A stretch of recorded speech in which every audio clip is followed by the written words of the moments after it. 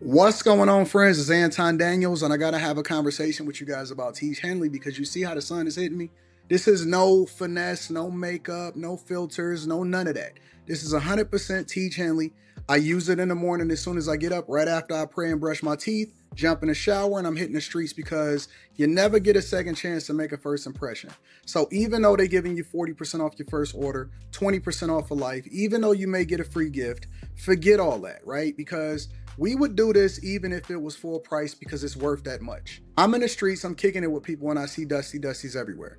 You don't want to be them. You want to separate yourself. And the way that you separate yourself is self-care. Ladies get it for the fellas. Fellas don't wait for the ladies to get it for you. I'm about to hit the streets right now and I'm feeling confident. I'm feeling great. I mean, I already got confidence, but to have that extra boost of confidence, knowing that you've taken care of yourself and you set yourself apart from all of the rest of the sheep that's walking around making bad decisions on a daily basis. And it's reflected in their actions. It's reflected in the products that they use. It's reflected in the people that they follow. And so if you're trying to level up, if you're trying to make sure that you look good, they're going to send you the pack. They're going to give you all of the instructions on how you're supposed to use it.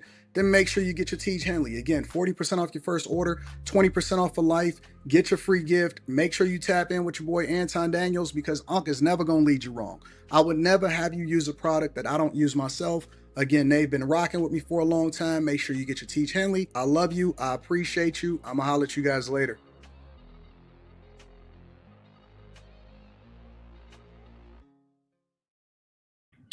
What's going on is Anton from AntonDaniels.com. I appreciate you guys for continuing to rock with me. Thank you for tuning in for another edition of the Millionaire Morning Show. Another Saturday, rare opportunity for me to get it in with you guys. What's happening, friends? What up, Megan? Jerry? Valerie? Jay Ben in the building, Purple Haze, Jay Reed, Will Nola, Osriel, Richard.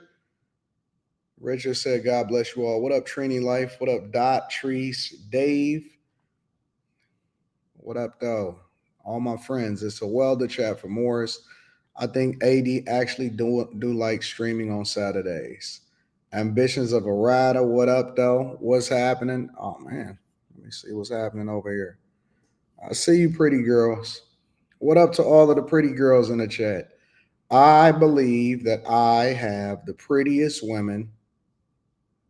So many liberals got fired yesterday. I know. I heard about that. What up, Rashida? Zoe in the building says she got her popcorn. I truly believe that I have the prettiest women that support me. I don't listen. I've seen other people's chats. They're not the same. It's not the same. I've seen other people's chats. It's not the same. I'm just gonna keep it 100 with you. I'm keeping it 100% with you. It's not the same at all. I don't believe, not even a little bit, that it's the same. So we here though. We here. What's going on, y'all? How y'all feel today? It's Saturday morning. They got hair care money over here. Chef Mario Cook says hello from across the Detroit River in Windsor, Ontario, Canada. Much love over here. I see y'all over there. There y'all are. There y'all are right there. That's you. I see you right there. You over there in Windsor, Ontario. That's you right there in Windsor. Shout out to my Windsor folks in the building. How y'all feel? I was gonna go into the studio and I said, nah, I'm not gonna go into the studio. I was feeling pretty comfortable. I ordered my DoorDash. You know what I'm saying? I've been working all day and all night. I got a little bit of sleep last night. And then I woke up this morning inspired. And so inspiration on a Saturday for me looks like making sure that I redo my closet, that I go through all of my paperwork. I was looking for certain documents. I haven't found them yet, so I still may have to go by the studio. Ambitions of a Rider says, I've been subscribed for a while now. I've been subscribed for a while now. You have an amazing channel. Thank you. Oh. She says, so you have a membership? No, I don't do memberships on any of my channels. The only thing I do is a Patreon. So if y'all want to tap into the Patreon, the link is pinned to the top of the chat. The Patreon is where you want to be at. All right. As a matter of fact, what I do need to do is I need to update the link inside of the Patreon that goes into the Discord. So let me see if I can update that real quick. Give me a second. I'm going to open up the disc. I'm going to make sure I update the link to the Discord inside of the Patreon. So give me a second. Let me see if I can do that really quickly for you guys. So the chasers.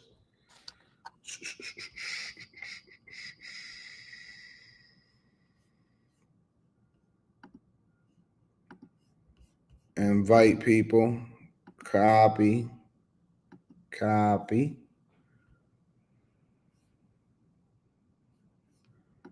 All right, I'm going to go into the Patreon and make sure I update the link to the Discord real quick. So the link to the Discord is going to be, I'm going to do a separate post for it, but the link to the Discord is going to be in the description of the most recent video that I got inside of the Patreon. All right. So let me make sure I update that. So the last stock club video, we're going to try to do block club tomorrow, but the last stock club video, I'm updating the link to the Discord on that. And then I'm going to do a separate post later on the day specifically just for the Discord. All right. So let me edit that for y'all real quick. Throw that up there. Bam. All right. The link to the Discord on part 2 of 2 cybersecurity and home improvement live stream. That's inside of the Patreon, the bag chasers. That's all I do. All right. So we don't do nothing except for that. So if you want to link up with a group of people that's going in the same direction that you guys are going, make sure you tap into the Patreon. Link is in the description as well as pinned to the top of the chat. You say, love a Saturday show. Salute AD. Shout out to Classy Beat. Shout out to Molly. Last night's show was over 5 hours, says Zeroice. Yes, it was. Shout out to my panel and my streamers, man. Bro, last night's show was 5 hours, says Slayaway Kimmy. Let me tell you something, bro. I was so spent last night. This is how dedicated I am to y'all. I was so spent last night that I left the table or the bar. I got a bar that I stream at right over here. And I left the bar and I just laid on the couch and I just that's why I had to get off camera because I was spent. I was done. Like so much streaming. Eyes was barely open. All of that. BY says, how are you still up? Well, I took a nap. I do love y'all. I took a nap. And you know I don't miss. So I took a nap. I woke up this morning. I started working on my closet. I wish I could show y'all my progress that I'm making inside of my closet. Y'all want me to give y'all a little mini tour of this particular closet? I got this particular closet popping, and then, you know, you got the one out in the suburbs. Maybe I'll give y'all a mini tour one day.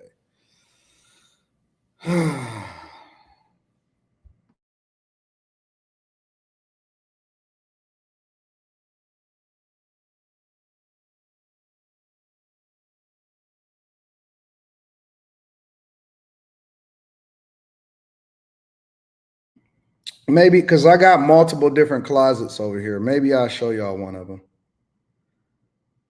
Maybe I'll show y'all one of them. Maybe one day, maybe not. Give y'all a tour.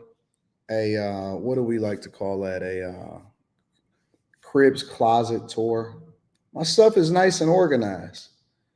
You said you bet it's a section just for the black shirts. Now, I use multiple different closets. I keep a set of clothes here. I keep a set of clothes out there. And all of that. So my stuff is simple. I give a lot of stuff away. I cycle through stuff. You know what I'm saying? Once the seasons change, you got to switch it up a little bit. All of that. All right. Took a bit of a social media break, watching comedy, all of that. So what up, though? What up? What up? What up? What up? What up? How y'all feel? How y'all doing? How's everything going? We're not materialistic like you. We can care less about your clothes. Says Lil Shorty Bang Bang. See, let me tell y'all something. I'm gonna show y'all how dusty people are and what their mentality is. Me giving you a tour, me saying, do y'all want to see a tour of my closet, is not to show you, um, the stuff per se, but it's to show you how organized that I've become and the progress that I've made when it comes to making sure that my stuff is nice and organized and clean. How I set up my shoes, how I separate my stuff, and all of that. Y'all see, y'all don't want to see organization and stuff. But that's how you know that people are bitter. Their automatic default is jealousy when it comes to what they perceive that you're talking about. That's what it is. The hate is real. Facts, Mojo Media. It always goes to the money. Even when I'm not talking about money, I never mention not one thing about money today. Not one. Josh, you see how they show themselves? Y'all see how they show themselves? You don't even mention nothing about money. I told y'all when I woke up, I said, man, I woke up, I start organizing, I start getting my closet together and stuff. Maybe I'll give y'all a tour to show it.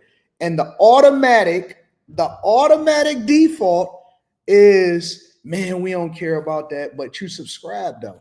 And again, they expose themselves. They subscribed because they can't chat unless they subscribed. And their default is to automatically start talking about. He didn't even have to type that, did he, Tab? His default is to automatically start talking about what the money is, which leads me into my first point today. They expose themselves. Facts, AJ. Which leads me into my first lesson for y'all today. When you throw hints out there, or when you just being a normal person and you're not even talking about stuff, be aware of the snakes, because they're going to subscribe to you. And I'm not talking about on the internet. I'm talking about real life. Y'all got some people that subscribe to y'all. And when you start talking normal, or when you feeling good, or you feeling positive, what you're going to do is you're going to see them say certain things that you never even mentioned. Don't ignore the signs, because they subscribe to you in real life. Listen to what I'm telling y'all. Don't ignore the signs. They're subscribed to you in real life. I never mentioned nothing about money. I never mentioned nothing about resources. I never mentioned one word about money. I was talking about how inspired I was to get my life together and start organizing my stuff and getting through my paperwork, because there's certain documents I needed to find. And so I started organizing my closet. And so that's where my inspiration comes from, is to work through stuff and try to organize my life.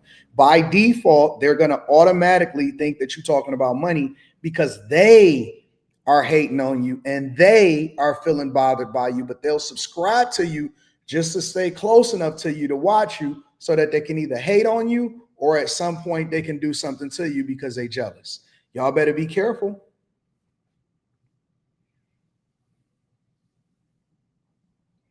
Y'all better be careful. I'm telling y'all, listen to what I'm saying before we get into the show. We got 1,000 people in here, so we about to get started on a Saturday. Nigga, how you wake up with a bad disposition about life on a Saturday? Nigga, the day just started. It's only 1 p.m. Eastern. The day literally just started and you already on some fuck shit. What's wrong with y'all, bro? What's wrong with you? We just live streamed late at night. We slept at night. We woke up, prayed to God, brushed our teeth, and start organizing our closet. Talked to my daughter on the phone, said, hey, well, I'm about to come out there a little bit later on the day. I got to go record some stuff for Block Club tomorrow. So I want to show them the latest that I'm working on and what I got going on. And you already hate, like, what is, y'all, honestly, man, y'all got to get that spirit seriously. And I know you don't think it's real, but and I'm not on no going off today. I feel good. I feel incredible. Y'all got to pray that off of you. Y'all have to pray that spirit of hate, that spirit of dust off of you. That's unbecoming of a man. It's unbecoming of a man. Listen to him. Listen. It's always a nigga with no profile picture. Every time, every single time, somebody with no profile picture. You too big head, don't even know how to say big headed, and you need to put a dash in between big and head and make it big headed with an ED and conceited.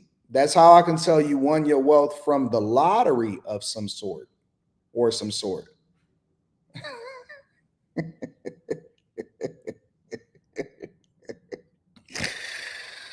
Oh God, what y'all listen. Be careful, y'all. That's all I can say. You're not gonna change them. Just be careful. Keep your circle small. Cut your grass. Watch the snakes, and pay attention, y'all. Be careful. Be very careful. The one thing that I will tell you is that as you grow, as you become greater in your life, you are going to absolutely have to make sure that you dodge the haters. It's gonna be people that act like they for you. They're gonna be subscribed to your channel. They're gonna be typing hard in the chat, and you never know, bro. You never know. You never know who is going to be around. Be very, very careful. I'm cool with it because I like to use them as an example and make them a part of the show because it makes the show more entertaining. I don't ban them, and don't nobody ban them. Don't nobody say anything. You know what I'm saying? Don't nobody let them type. Let them type hard. Let them do their thing. They add value into the show because the more that they chat, the more that YouTube pushes my content out. And so I don't look at them as a bad thing. It's promotion. So let them rock. But it is what it is. It is what it is, bro. Just be careful. Be very, very careful and keep y'all grass cut because the snakes is all around you. They watch you, they give you dap, they say that they love you, they subscribe to your shit, and they secretly bother. It's hurting them in the inside. Every time you win, it hurt them in the inside. It hurt them in the inside. Last night was a movie. I thought last night was a great show. All right, y'all, let's not focus too much of our time. I was just trying to kill time so that we get our numbers up before we start getting into the show. So now that we over 1,200, we can go ahead and get it popping. All right? Y'all ready to get started with the show? I feel so good in life, bro. I do. I don't know what's wrong. And ain't nothing, I ain't getting none or nothing last night. I just woke up feeling good. I just I just woke up feeling good. You know what I'm saying? God is the greatest. Let's first give acknowledgement before we get into the live stream. Let's give acknowledgement to Jesus as King. God is the greatest. We love you, God. We appreciate you. I know that I prayed earlier, but I just want to make sure that I acknowledge you and show you that I love you through my actions and pouring into people. And hopefully I continue to live the life that you've crafted for me in purpose and truth and making the best of every single situation and every card that's dealt to me. More importantly, I just want to say to you, I appreciate you and forgive me for anything that I've done that does not necessarily seem favorable, and correct me. Give me the correction that I need to go forth and make sure that I'm doing things the way that you would want me to do them in the future, not based off of what man thinks, not based off of what people thinks. I don't submit to you. I don't submit to them. I submit to you. And so let your will be done in my life. And I pray everything in Jesus' name. And more importantly, bless my friends, God. Bless my friends. Bless my bag chasers. Bless every single person that loves me and holds me down and adds value into my life. Bless Brandy.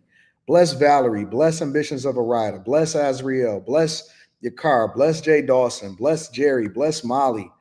Bless them. Bless Quentin and Slimmy and Mika and Kim and Island Girl Q, and bless Josh and bless Desiree and Classy Beats and Be Wise. And it's too many to name, God, but you see them. anything that they've ever said or done positively for me, even if it's just simply subscribing or typing in the chat that I love you, let them know that you love them more than I could. And I'm praying on their behalf. Be an intercessor on their behalf. You know what they need. You know what it is that they're dealing with. You know what they're great at. Exponentially multiply the things that they're great at and remove any weaknesses. And also bless them to be successful in every business endeavor. Bless them to be successful in their family life. Bless them to be fulfilled and to live a full, absolutely awesome life. Bless the bag chasers, bless my friends, and bless everybody that is tuned into this right now, whether they love me or they hate me. If they hate me, bless them to turn their heart, because Lord knows I only want the best for them.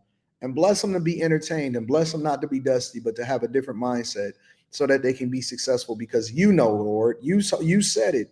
You can't necessarily get blessings out of cursings. And so make sure that they get this cursed spirit from over them. Get rid of that evil, ugly mentality and turn somebody's heart today and bless them to give their life over to you. I ask everything in Jesus' name. Amen. All right. Y'all ready to get it popping? Y'all ready to get started with the show? Rules of the chat, rules of the show is that I don't censor anybody, but I just ask some very basic things. Number one, do not spam the chat because it makes a less enjoyable experience for everybody else that's enjoying the show. And number two, do not be overly disrespectful. No kids, no talking about people's families, no none of that. You know what I'm saying? And try to be mindful. We all adults. Some of us have a child's mentality, but we all adults and we growing, and we respect people's opinions, and even if they disagree, we don't censor them, but bless them to be act like they got some sense. In Jesus' name. All right, that's the basic rules of the chat. Hey, you know how you pray so much that you just start saying in Jesus' name even when you're not praying? Hey, you can pray so much that you'll be saying in Jesus' name even when you're not praying. All right, y'all, let's get to it. All right, so I want to cover at least 4 subjects today. The first one that I'm going to get to is I want to actually review and deep dive into the full speech of Charlie Kirk's wife, Erika. So she did that yesterday.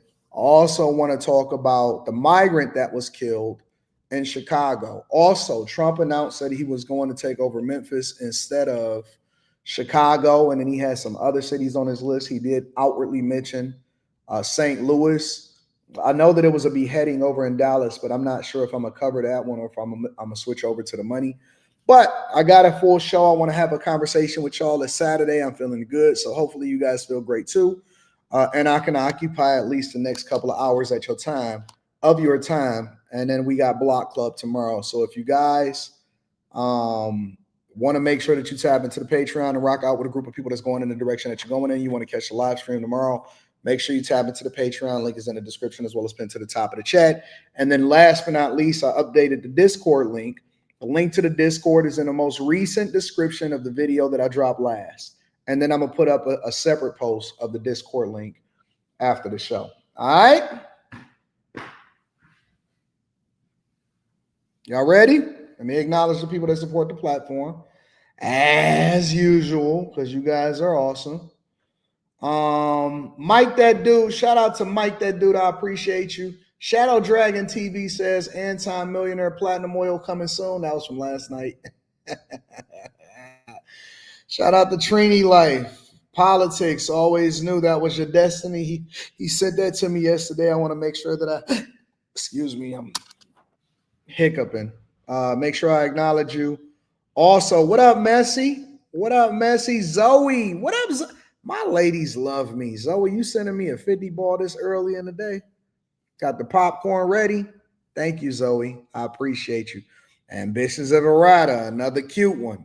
Said, I got that super sticker for you. Man, somehow the ladies is like, Anton, I love you.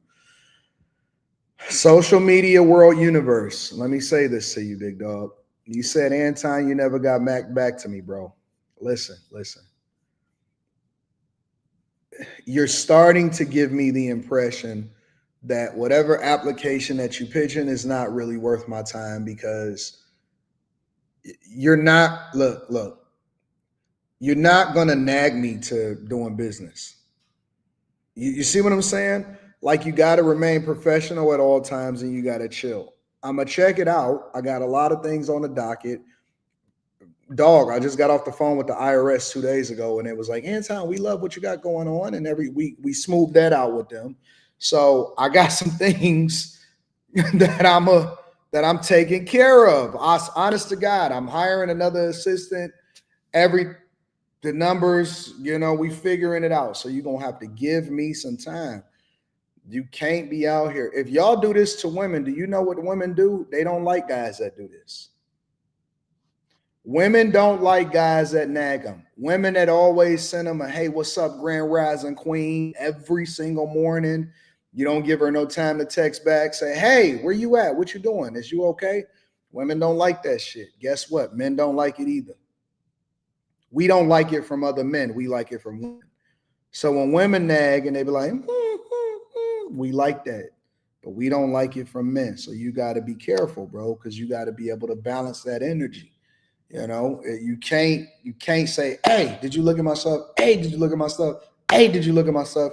You gotta be chill. If you go on a job interview, you seem too eager, they're gonna be like, oh, he must be desperate. Did he really lose his job? Or is he, they look at you different. And so you're gonna have to balance it. You know what I'm saying? Just chill. I see everything. I'm going through it. I get over 400 emails a day from different people, articles, businesses, pitches, sponsorships. We go through every single one of them, but you got to give us some patience. You got to be patient, bro. All right? I got you. I appreciate you. Strong Athletic Tech Nerd says, discovered you through Fresh and Fit and love the way you articulate things and your point of view. Thank you for keeping it 100. Shout out to Strong Athletic Tech Nerd. I appreciate you. Thank you, my friend, for rocking out with me. Christopher Evans, and shout out to Myron and Fresh over there. What's up, Anton? I appreciate the content. Thank you for inspiring me to work harder. I found your channel this past summer when I was homeless. Now I got a new crib, a 401k and retirement plan established at 2026. Oh, you got me fired up. I'm not even into the show yet. You got me fired up. This is what we do it for right here. He said he was homeless this past summer, and now he got a new crib and he on his way up. He ain't make no excuses. He ain't blame it on nobody. He ain't said nothing about nobody negatively. He ain't wishing bad. He not running in the Victim Olympics. He said, we up now. He said, we up now. Shout out to the bag chasers. Shout out to the chasers. That's what I love to hear. The devil don't want that to happen. The devil wants you to stay down on your luck and not to take accountability. Shout out to you. I love that. That's what I love to do.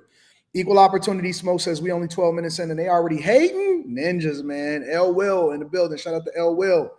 Ninjas are always going to be jealous, says Chris H. Listen, jealousy is more cruel than the grave and you'll never understand it, so don't try.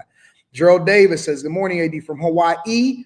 You're correct because they see your greatness. Hope you don't. On a different note, what was it like to grow up having Dilla as a DJ from the Motor City? Oh, Dilla was the man, bro. Everybody loved Jay Dilla. Busta Rhymes loved Jay Dilla. Common was always in love with that Jay Dilla.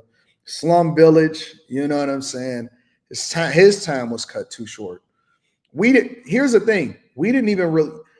When you grow up near people, you don't appreciate them as much as people that's outside do. So usually what happens with somebody like a Jay Dilla is that you don't really even realize how great they are until they gone. You don't realize the impact that they have and the people that they was working with and how he inspired so many people, the Yays and all of that until they gone. It's crazy. That's just the honest to God truth. You don't realize how great the people are that's around you until they gone, which is one of the reasons I'm so appreciative of the bag chasers. Christopher Evans says you can't do nothing but pray for them.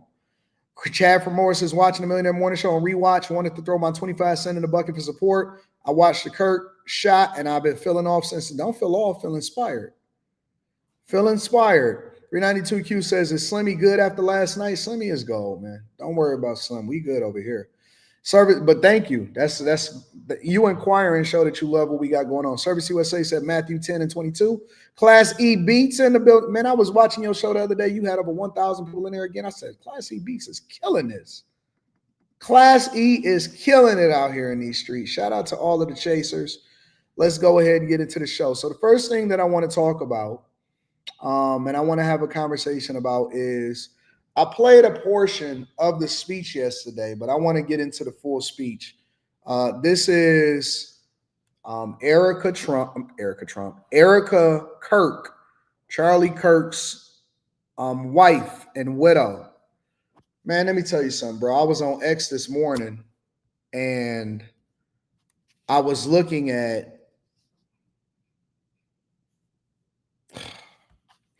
I seen a post that she made. Let me move this. I'm gonna move this real quick. Let me move this. I don't like the way that's set up. Wait a second.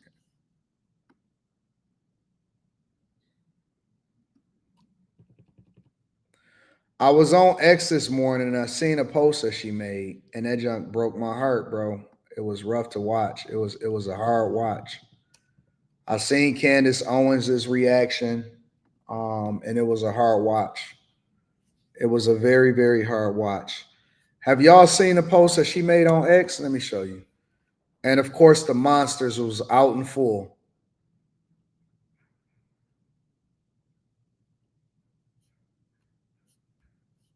Oh, let me see. Erika Kirk.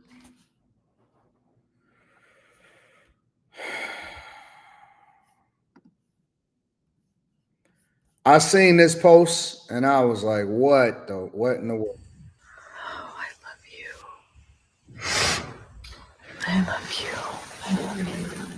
I know. I love you. I love you.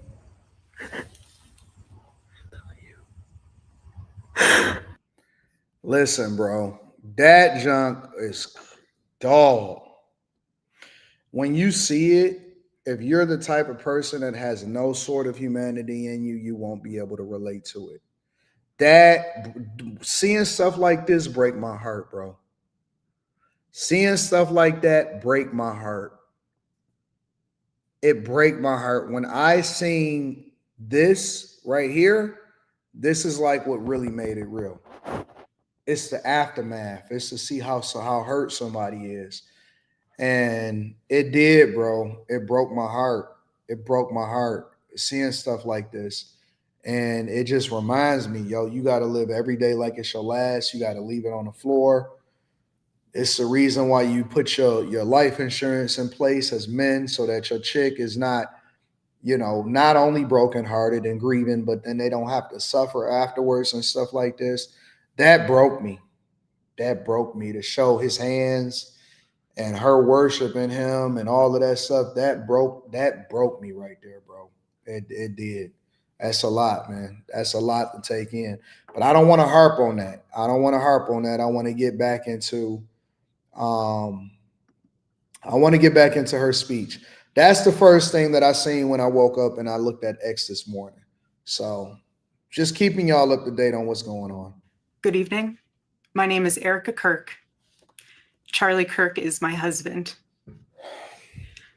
I first want to thank the local, state, and federal law enforcement who worked tirelessly to capture my husband's assassin so that he can be brought to justice. I want to thank the first responders who struggled heroically to save Charles's life,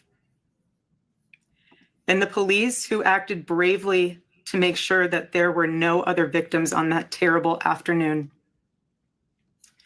I want to thank the officers who have protected our Turning Point USA family these past 2 days. And I want to thank the Turning Point USA board, the COO, Justin Strife, and my husband's chief of staff, the amazing Mikey McCoy, for all their work in these terrible days to be the stability for our family and for the wider Turning Point USA family as well.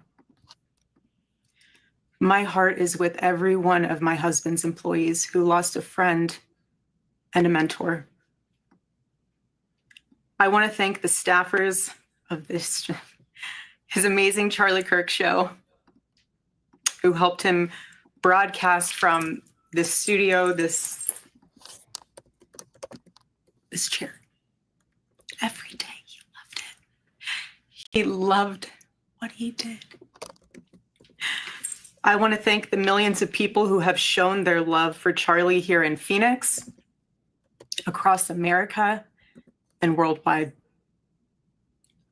I want to thank my husband's dear friend, Vice President Vance, and his phenomenal wife, Usha, for their love and support. You guys honored my husband so well, bringing him home. You both are tremendous. I want to thank President Trump and his incredible family for the same. Mr. President, my husband loved you. And he knew that you loved him too. He did. Your friendship was amazing. You supported him so well, as did he for you.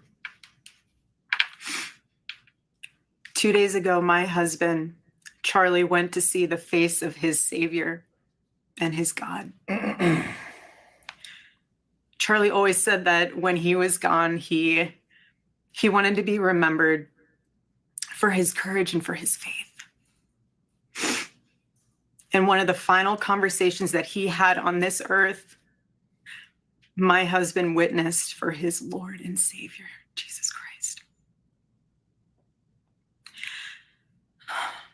Now and for all eternity, he will stand at his Savior's side, wearing the glorious crown of a martyr. Charlie loved life. You know what's so tripped out about it? People don't even realize how much he impacted things, not just with his speeches and his debates and stuff like that, or what it is that he represented when it came to being a family man, or being a Christian and loving God and stuff like that. He employed a lot of people. You know what I'm saying? It was a lot of people that are able to feed their families and able to do the work that they love and get paid for it because of something that he helped start and found, which was Turning Point USA. And that's a lot of the reasons why he also did the work, is because not only did it change lives, but it gave people a vehicle to be able to feed their families on top of that. And so they had a board, they got staff, a lot of people on payroll. You don't realize how many people are affected by your death. He loved his life. He loved America. He loved nature, which helped him always bring him closer to God. He loved the Chicago Cubs. And my goodness, did he love the Oregon Ducks. Want me to say go Ducks, so I have to, since they play on Saturday. So go Ducks. But most of all, Charlie loved his children. And he loved me with all of his heart. Sometimes I think to myself, or let me revise that. Sometimes I used to think before I had a child, I used to wrestle with myself of whether it would be too selfish to have a child. And that's one of the reasons why I put my all into everything that I did once I had my daughter, because it was almost like, yeah, you can play games until you have a child. But once you have a kid, it's like you get scared a little bit, because it's like, well, what if I'm not around to raise her? Or what if I'm not able to give her everything that she needs? You don't want your child. You almost like, listen, the first 20 years of the child's life, you got to do everything that you can just to stay alive and make as much money as you can, because you don't want to ever be in that space or position to where it's like you selfishly are not able to give the child what they need. And to see something like this, where a child or children are being raised without their father because somebody wanted to take their life, for me, that's a lot, because as a father, that's the thing that you live for the most is your children. You know what I'm saying? And so it's like, yo, you know, you do this for other people, but you also got to take into consideration self-preservation, because the people that need you the most are your children. So it hit different as a father that's an active participant in your daughter or your son's lives. And I knew that. Every day I knew that. He made sure I knew that every day. Every day he would ask me, how can I serve you better? How can I be a better husband? How can I be a better father? Every day. Every day. He's such a good man. He still is a good man. He was the perfect father. He was the perfect husband. Charlie always believed that God's design for marriage and the family was absolutely amazing, and it is. It is, and it was the greatest joy of his life. And over, he would tell all these young people to come and find their future spouse, become wives and husbands and parents. And the reason why is because he wanted you all to experience what he had and still has.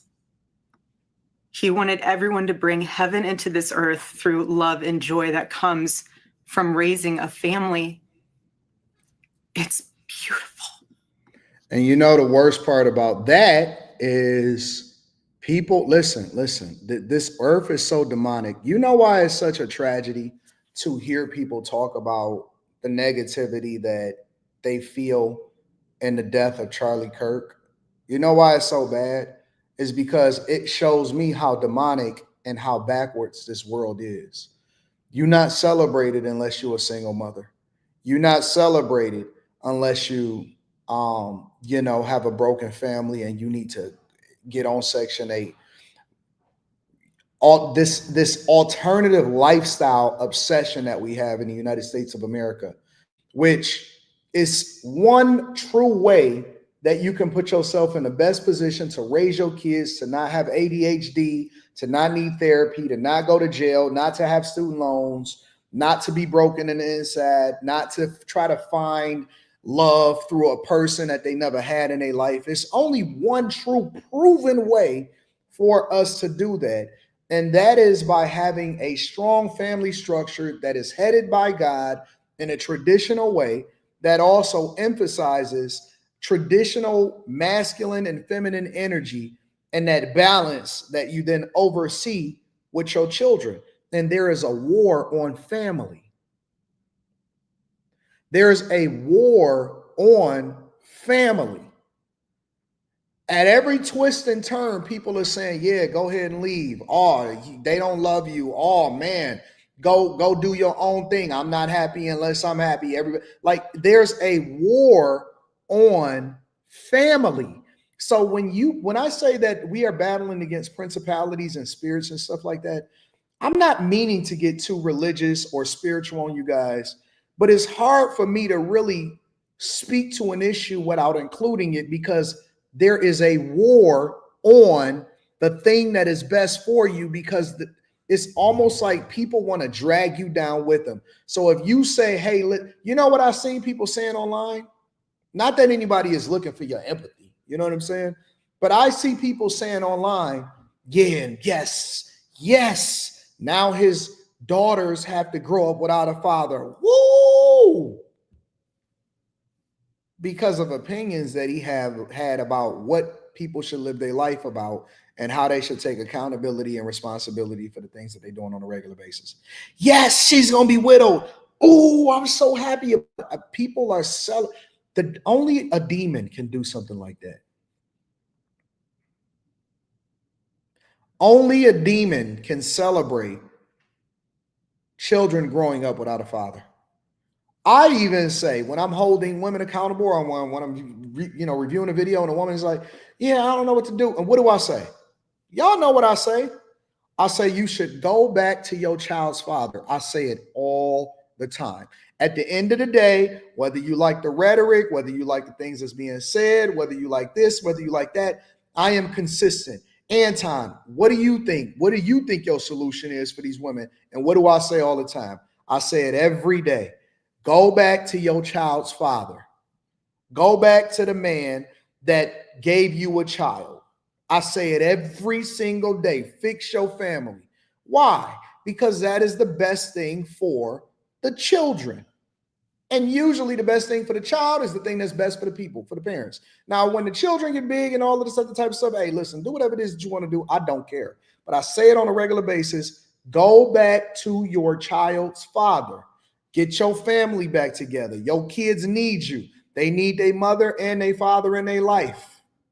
I say it every single day, and people reject it. They hate it. They say that I hate women or I hate sin. No, I don't. I ain't never hated nobody at all.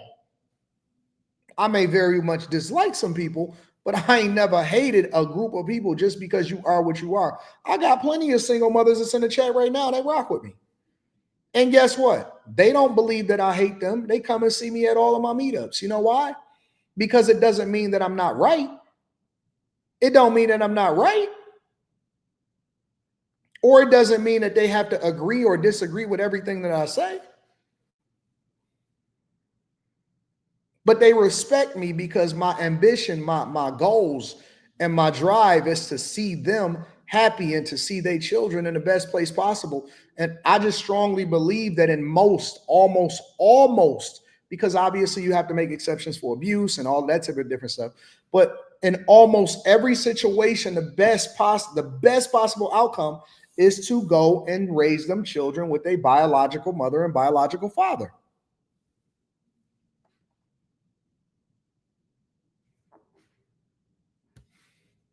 They hate it. They hate family. Charlie always said that if he ever ran for office, I know a lot of you asked if he ever was going to, but privately he told me if he ever did run for office that his top priority would be to revive the American family. That was his priority. One of Charlie's favorite Bible verses was Ephesians 5, verse 25. Husbands, love your wives like God loved the church. As Christ loved the church. Yep. Every time. And gave himself up for her. I need y'all to get in y'all word and start actually learning how to read before you read, and then read the word and to actually start to take this stuff in. That way, when people start saying this and quote it, it's repetition. It's just muscle memory. It's muscle memory. Y'all need to start getting in y'all words so y'all to be able to know this stuff and stop just saying talking points from other people that give it to you. That way you can start substantiating your argument and you understand the full context of what the word is saying. My husband laid down his life for me, for our nation, for our children. He showed the ultimate and true covenantal love. I will never, ever have the words to describe the loss that I feel in my heart. I honestly have no idea what any of this means. I know that God does, but I don't. But Charlie, baby, I know you do too. I know you do. So does our Lord. And our world is filled with evil. But our God, you guys, our God is so good. He's so incredibly good. And we know that for those who love God, all things work together for good, for those who are called according to his purpose. Yep. Already I have seen the worldwide outpouring of love for my husband. I've heard the testimonies from people my husband inspired to get married, to start families, to seek out a relationship with God. It's the most important one of all.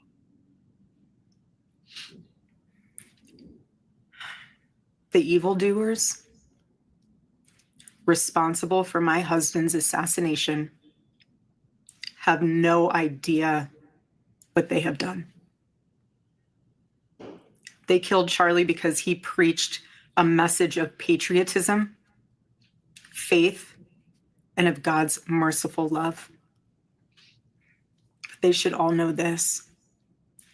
If you thought that my husband's mission was powerful before, you have no idea. Shout out to Tenacia. You have no idea what you just have unleashed across this entire country and this world. You have no idea. You have no idea the fire that you have ignited within this wife. The cries of this widow will echo around the world like a battle cry.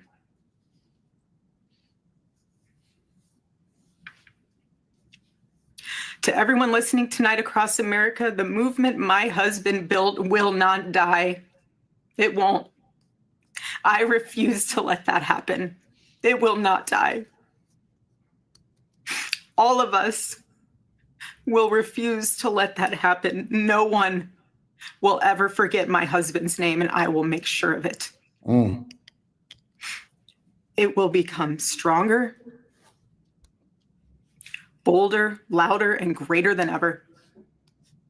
My husband's mission will not end, not even for a moment. And one of Charlie's greatest talents was his ability, this phenomenal ability to choose great people to follow him. He could always find the ones who could handle any setback. And it's almost like he knew. He could see it in you. Even when you couldn't see it in yourself, he just knew. He knew you could handle it. You thought you only had 5% left, and he knew you had 15. He knew you were ready to go that extra mile even when you didn't. He always challenged people around him to work harder and to be better. He never gave up. I think they will be it. And I love knowing that one of his mottos. BX says they got to start making debates indoors. I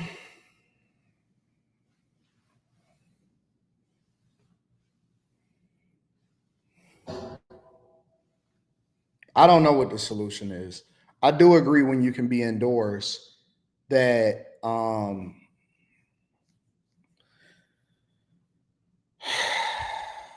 don't know, man. There's so much that you got to do. It's just so many evil people that's walking around here, bro.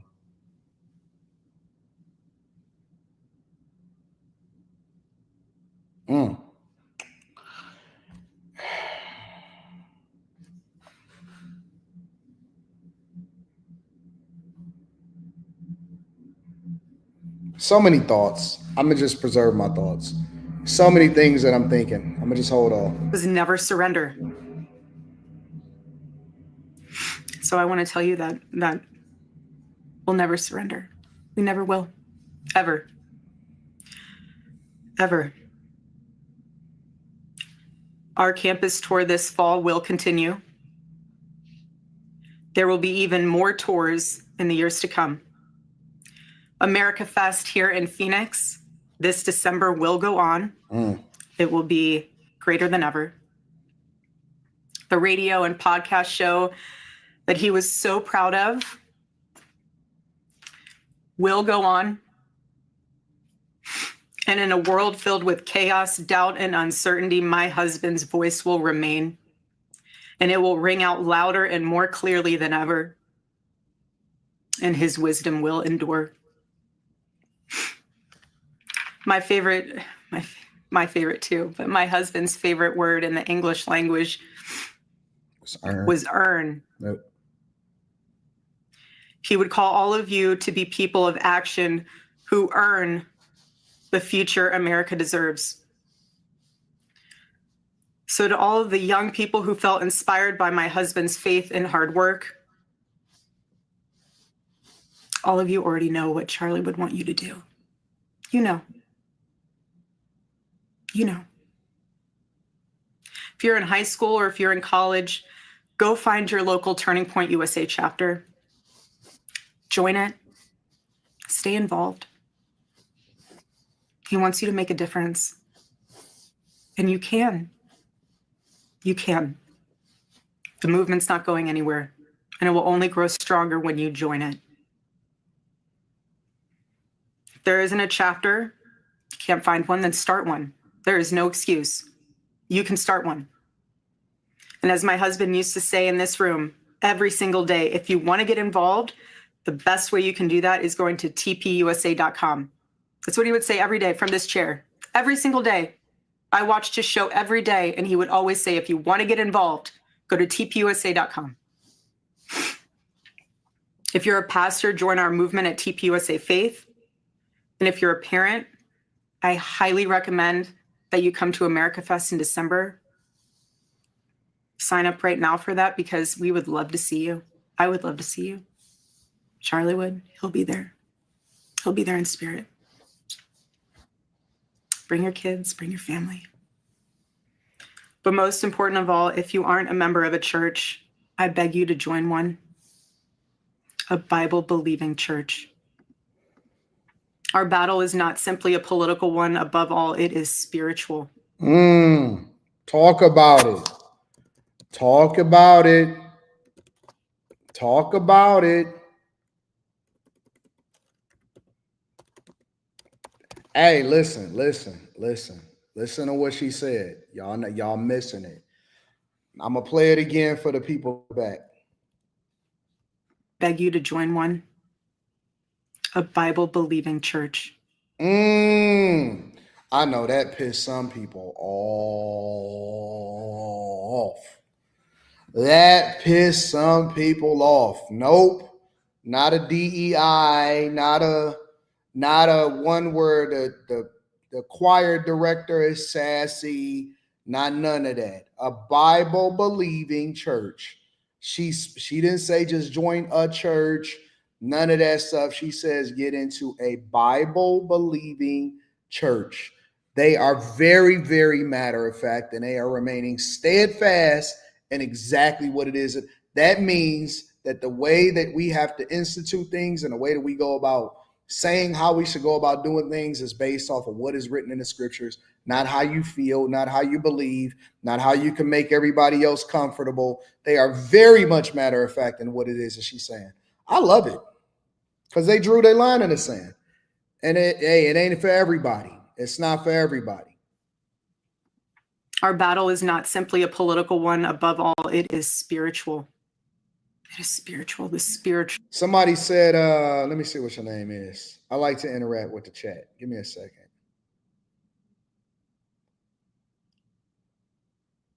Watch our language inside of the chat. Be careful. See, I told y'all about that. Clintel Anthony, you can't say that word, bro. And this is why, because I'm not going to re-say the word. It's the F word. And you know what the F word is. This is why I had censorship. This is why I had it to where it catch certain words before. Because grown people cannot control themselves sometimes. What's wrong with y'all? What's wrong with you? You too old and you too grown to not know it. It wasn't the curse word that was the problem. It's that other word. What's wrong with you? Y'all don't know how to control yourself. It's like when you open it up and you say, hey man, we all adults, we can go about doing this thing and having disagreements or saying stuff back and forth or whatever. But it's like, well, I don't want to have to put the sensors back on, but if I got to put the guardrails up because y'all don't know how to control yourself, maybe I should. Warfare is palpable. Charlie loved his Savior with all of his heart, and he wanted every one of you to know him too. He wanted everyone to know that if they confess the Lord Jesus Christ who rose from the dead, then they will be saved. Hear me when I say this, nobody is ever too young to know the gospel. Nobody. I'm not gonna put the the guardrails on. We just gonna listen. We not putting no guardrails on. We not doing none of that. We're just gonna make sure that we address it accordingly. When we see people that do super duper egregious stuff, then we just gotta go ahead and we gotta time them out. Don't even block them. Time them out. Give them a little bit of rope. Give them a little bit of string, and just time them out. and let them sit with their thoughts for a minute and let them think about their actions and how you a grown man, but you can't control the way that you operate in the chat. And I know you can't control yourself in real life. We're not putting no guardrails. We just going to deal with the individuals that just cannot get themselves together. The 0.01% that can't get themselves together, we're going to address them accordingly. With saving this beautiful country, this country my husband loved and still loves. And nobody is ever too old either. There's no age limit. I know my husband is still here. He's watching over us. I don't remember the last time I slept. I couldn't sleep last night. And Charlie, baby. Charlie, I promise I will never let your legacy die, baby. I won't. I promise I'll make Turning Point USA the biggest thing that this nation has ever seen. I promise. Oh, Charlie, I love you. I love you, baby. Rest in the arms of our Lord as he blankets you with the words I know your heart always strived to hear. Well done, my good and faithful servant. Dope. Get you a chick that'll hold you down like this. If you ain't got one, then go and find you one. Shout out to Erika Kirk and all of the people over there at Turning Point USA doing great work. Make sure y'all hit a like for the algorithm, subscribe to the channel, and turn on your notifications. I'm going to read Super Chat shortly. Smooth 1J. Shout out to the over 2,000 people that's in here on a Saturday. What? On an unplanned Saturday, last minute. I think I'm going to stream on Saturday, live stream. What? Shout out to the people that's in here cooking up. Smooth 1J says, this whole situation remind me that I don't want no fame in this world. Just in my own lane, get into the bag and take care of my family. I feel you. I used to say the same thing before I even live started. Some of y'all know this story because y'all have been with me for a long time. Before I even started live stream on the internet, my goal was to play the behind the scenes, and I gave other people that was around me the idea, and I told them I would be the editor, I will be the producer, I will put it together, I will start the channel. Let me do this for you. Let me put this in the bag for y'all. And they fumbled it. And I hated the idea that I had to get visibility. I was one of the last people in my family and everybody that I know that actually joined Instagram. I was the last person on my family to join TikTok. But I knew that this was the thing that I was supposed to do, and I knew that this was the thing that I was supposed to be a part of. I just didn't want the visibility that came along with it. Long story short, they messed up. And they didn't believe the way that I believed. And it was like, nah, man, YouTube is dumb. Only stupid people are YouTubers. And this was a long time ago. This was 10, 11, 12 years ago. And I was like, are you crazy? This is it. This is the way that we reach the people. This is the way that we get to it. No, you stupid, whatever, so on and so forth, right? And I actually called somebody on a live stream once, and she was telling y'all, for those of y'all that was around at that time, she was telling y'all that, this is what happened, and she kind of confirmed it. Sometimes you don't have a choice is the point that I'm making. Sometimes it's not about what you want. And I genuinely admire the people that are able to do that if they are not called to do something that then requires for their voice to be out there or for them to be visible, and it just comes with the game. But for a lot of us, for some of us, can't have one without the other, and your purpose is what it is. It's not something that you asked for. It's not something that you necessarily wanted, but it's something that you learn to love and embrace because that's just a part of the game. It's just a part of the game. It's not always something that you want. Somebody said, Anton, what did they say? Something about fame? Let me see if I can find it really quickly, and then I'm going to read the super chats. It said, is fame worth it?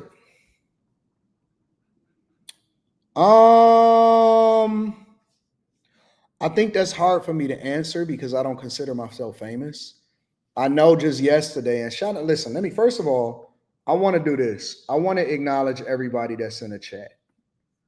I want to acknowledge everybody that's in the chat because I think we was at like 986 yesterday. Subscribers on my main channel, which is the Anton Daniels channel. And today we officially have crossed over 900,000 subscribers. So first and foremost, I want to say I appreciate y'all. I thank y'all. Thank y'all for showing up. Thank you for holding me down, and thank you for bringing the visibility. We are last 28 days. Actually, it's 2 days behind. On average, we do over 60 million views and close to 3 million watch hours every single month. And that's not including this channel. That's not including After Hours, and that's not including the Darth Anton channel. So I want to say that I appreciate y'all. I love y'all. Y'all are the greatest of all time. I do not take y'all for granted. I've always been humbled by the idea and by the fact that you guys are holding me down to this extent. So I just want to say thank y'all. Thank you to those of you that discovered me midway through my journey. Thank you to y'all that discovered me and been holding me down since the beginning as a part of the original 100,000. And then thank y'all to everybody that's new here, because without you, this is not even a thing. It doesn't even make sense. So thank y'all for the 900,000 on this channel, for the almost or the Anton Daniels channel. Thank y'all for the almost 400,000 on this channel that we own right now. Appreciate y'all. Thank y'all for the almost 100,000 on After Hours. Thank y'all for the 60,000 on the Darth Anton channel. We just on YouTube alone, we had like 1.5. All right. So shout out to y'all. I appreciate y'all. Love y'all. But with that being said, somebody said, is fame worth it? I don't know, because I don't think that I'm famous. You know what I'm saying? Like, I'm recognized, I'm known. I went into the store to get some shoes yesterday, and it was people that was, showing me a lot of love. Somebody said, "Oh man, I seen your truck and I seen it on the internet, and I just wanted to come in." And there was some people that was already in there, and then there was some people that was from New York that was just visiting and said, "Hey man." So people were showing me love. But I'm not treated like a famous person. I would not say that I am famous. I don't feel like that. I don't think that. I don't think that just because you got 900,000 subscribers on one channel and you get a little bit of visibility in the city that you're from, that you would consider yourself famous. You know what I'm saying? I think that fame, in my opinion, is Drake. It's Kendrick. It's, George Clooney, Denzel Washington. Is you go somewhere and you just get mobbed and you can't do nothing and you can't really shop. It's Adam Sandler. It's Speed. Speed is famous to me. I Show Speed is famous to me.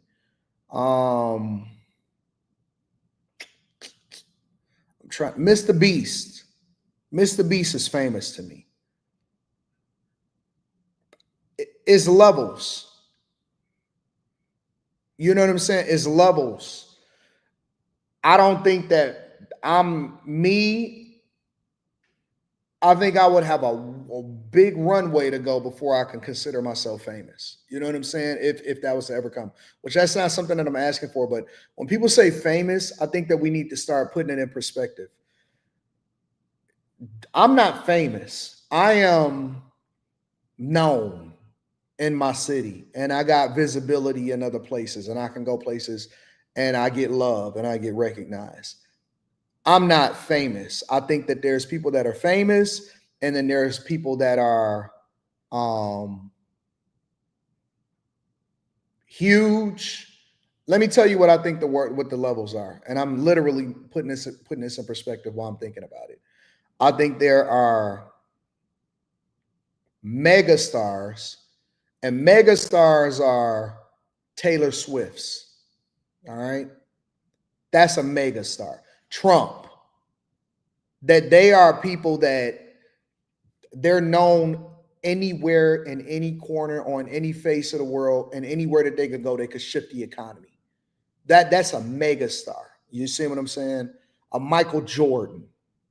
Michael Jackson when he was alive. And then there's famous people, the S5.E185. They one tier under. You know what I'm saying? Anywhere that they go, people are gonna fall over or whatever, but they not quite, President Trump level. You know what I'm saying? And then there's people that are huge. And those are like, the people that they still got to wear glasses and maybe a mask inside of the airport in order to not get bothered too much, or people taking pictures of them and then posting it on the internet and saying, I seen this person. But they not like speed level, but they pretty significant and they going to pretty much get recognized anywhere they go. And then there's people that are like, they got some visibility and they got some love. They get love in the streets. I think that's where I'm at. Like, what is it? If you got A, B, A is mega. That's Trump, Taylor Swift, and them. B is S5.E185 in them, right? They slightly there, one level under that. C is you got to wear a mask in the airport. You may not necessarily, C is, I don't know. Who would you name?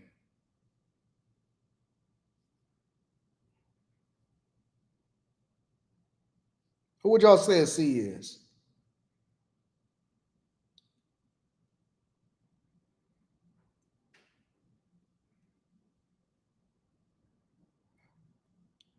Maybe Rick Ross. Maybe, you know what I'm saying? Like, a lot of athletes, a lot of pro athletes, Jamal Crawford, a football player that by default, everybody don't just automatically know that they are, unless you're Tom Brady, all of the regular football players, a hockey player or something like that. You know what I'm saying? That's a C. Jay-Z is definitely a B. Jay-Z is definitely a B. And Jay-Z may be like A-ish. Jay may be A. Because his association with Beyonce might make him A. Jay, I will put him at probably A. Like B plus A minus. But Jay ain't Trump. Like, you know what I'm saying? He not Trump. He not Taylor Swift. Jay is like A minus, B plus. I would say that if I was to rank myself, I would probably put myself at a D. You know what I'm saying? Probably like D level. And if I'm lucky, maybe one day I can get to C. I don't really see anything more than C unless you do something really significant, like win a big house seat or, transform politics or something like that. But I will probably put myself at like a D. Maybe a D-list celebrity. I sit front row at the places that I go to. I'm a courtside of the Detroit. I'm not courtside at the Lakers. I'm courtside at Portland. You know what I'm saying? I can get some tickets for you and I can make sure that you know what I'm saying, get to where you going. I can make sure you're safe when you coming into my city. You know what I'm saying? I got one or two security that roll with me when I go to other cities. I'm not none of that other stuff. You know what I'm saying? So, yeah, I'm a local celebrity. I'm a local celebrity. I'm the man in my city. I'm the man in my city, but I'm not even the most famous person in my own city. So I will put myself at like D level. I wouldn't put myself at, anything more than that. I think that anything more than that, you just go, you real, I don't know. You just trying to manifest some stuff. No, hell no. Eminem will shut this whole city down. Eminem, I can't even tell him that. I can't even say it. I can't even say that out loud. Listen, Eminem moved like the president. I'll tell y'all that. As far as when he out and about, I believe that M is a recluse because he can't even live a regular. M can't go to the grocery store. I would never want to be that famous. I would never want to be so famous to where you can't even walk around or do anything. You can't do nothing. You can't do anything. He can't go to the grocery store. He can't show his face. He can't walk down the street and just be a normal person. He can't just do regular shopping. Everything he do, it got to be ahead of time, careful, handlers, all of that stuff. That can't be fun, bro. I don't think that that's a fun place to be in. I'm a C student anyway. My goal is to at most be C, and I don't necessarily want that, but I know that there's more resources and stuff that come with that. CD is cool. I'm a lifetime C student. Keep me at CD. C. Give me a D plus, C minus. I'm passing.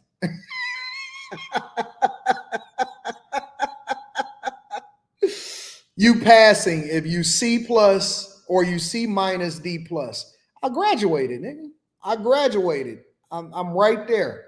I never dropped out, didn't have to get my GED. I got my diploma, and I'm making sure that I'm right there. I'm right there. You know what I'm saying? Right there. Let me tell you what the beauty is of being a CD is in the visibility world, right?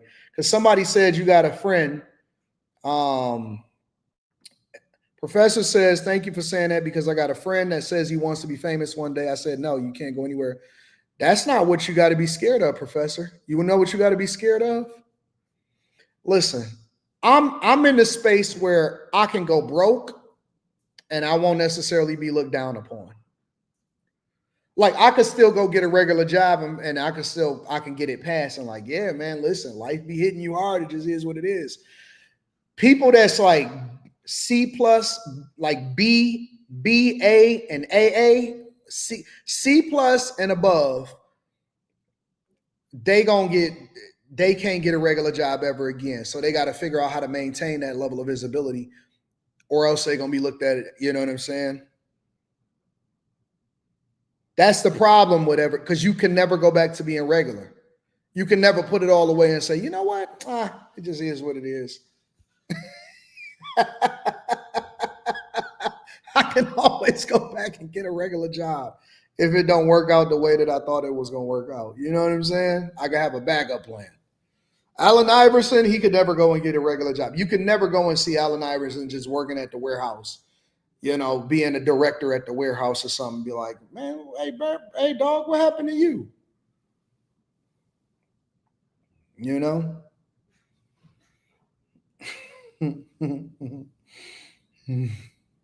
Facts, Azriel. See, that's why they talk about Dame Dash. You facts. That is the reason why they talk about Dame Dash, is because if once you make over 100 million allegedly and you lose, it's like, dang, Domie, in high school you was the man, homie.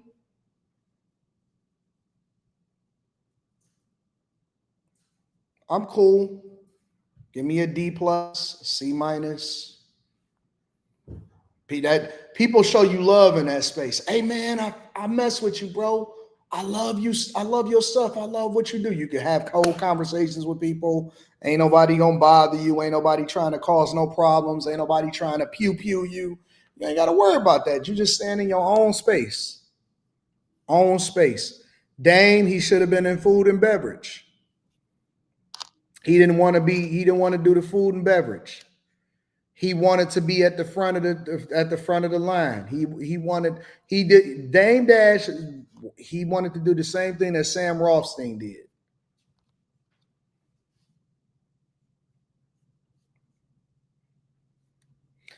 All right, y'all. I think we got to head over to, where we heading over to this time? Chicago?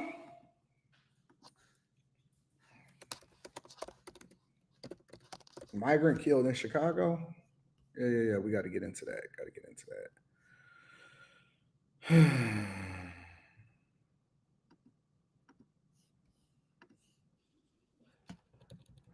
Yeah, we got to get into Chicago. Make sure y'all hit a like for the out. Well, before I get into that, give me a second. Before I get into that, I got to read the super chats because the people continuing to show love and support the platform.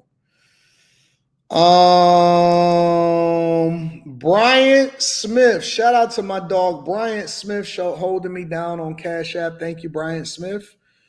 Tav Marley says, quick testimony, I'm officially debt free. Shout out to the bag chasers. Finally able to get and build a solid savings and invest. Get to the bag chat. Don't be a hater, trust God. Shout out to Tav Marley, getting to it. Daily Discourse with Arturo says, some ask, why film this? Because we need to see how our evil enemy is, how demonic the left has become. Our reason to fight, it could be you and yours. People always don't want you to film the thing that you're doing right, and they always want to film the stuff that's doing wrong and have a conversation to go viral. I never understood that. I always thought that filming the thing that was good and doing good for people was the thing that you wanted to put out there, no? So social media is only allocated for doing bad? Got it. Mr. Joe says, may God cover Erika and the family during this difficult time. Agreed. In Jesus' name. Jaquel says, shout out to your car for his Bible study. Shout out to your car. Eric Ishmael says, ninjas talking about Charlie was racist, but it was some ninjas that shot my niece's car up while she was driving today. Man, prayers up for your niece, man. I hope that your niece is fine, is okay, bro. Hopefully she's safe. Devastator says it's sad that its kids won't have their father when they graduate high school, get married. That's messed up. The kids won't have any memories in the future. Well, the last part is not true, because the one beautiful thing about Charlie Kirk, and one of the reasons why I got into the early versions of content creation, his whole life is documented. So his children will be able to look at all of his life's work and truly understand who their father was through the legacy that he left and the impact that he had on the people that was around him and in the United States of America. That's the one good thing. His legacy at 31 years old is already cemented. That's the one thing that's about this, is that all of his videos, all of his content, the organization that he started, that is always going to be there. B Wise says, for the one time, shout out to B Wise. I appreciate you. I appreciate you, B Wise. Thank you for holding me down. Keith Woodson. I haven't even read his super chat yet, but I already know that it's going to be something negative because that's who Keith Woodson is. Charlie said the Civil Rights Act of 1964 was a mistake. Screw that PO. Yeah, that's normal. It's par for the course. Thank you for paying to say that again, Keith Woodson. Appreciate you. Ben Hustlin says, bless, brother. You hear Tyler had a trans lover? I did not hear that. I like that hat that you got on, though. That looked dope. I think I'm going to get me a chinchilla for the winter. After I make sure that I get this last document into the IRS, I'm gonna give me a chinchilla for the winter. Oh my God. Shout out to Ben Hustlin. I haven't heard that. You know me. It's important for me to be able to confirm that something is true before I start to say that it's true. So a lot of people say a lot of things. I can't necessarily say that. Bilderberg Boy says, been a rough week to say the least. Just want to say we love you, brother AD, and appreciate your work ethic. Long live Charlie Kirk. Shout out to you. I appreciate you. Carrington Love Jr. says, Anton, my girl was encouraging me to look at Charlie Kirk's history as a commentator. I looked yesterday shaking my head. He was interesting and was positive in many ways, but definitely a white nationalist. Sad. I disagree with you, but okay. Marcus and man, listen, hold on. Let me go back to you. Your girl is directing you and telling you what to do. Your girl is the one that shaped your narrative inside of your household and not you. I'm disappointed in you, Carrington. I thought that you were stronger than that. I thought you was a better man than that. I thought that you was not a person that was necessarily influenced by, but was the person that was influencing. Your girl is the one that's shaping your narrative. I thought you was different.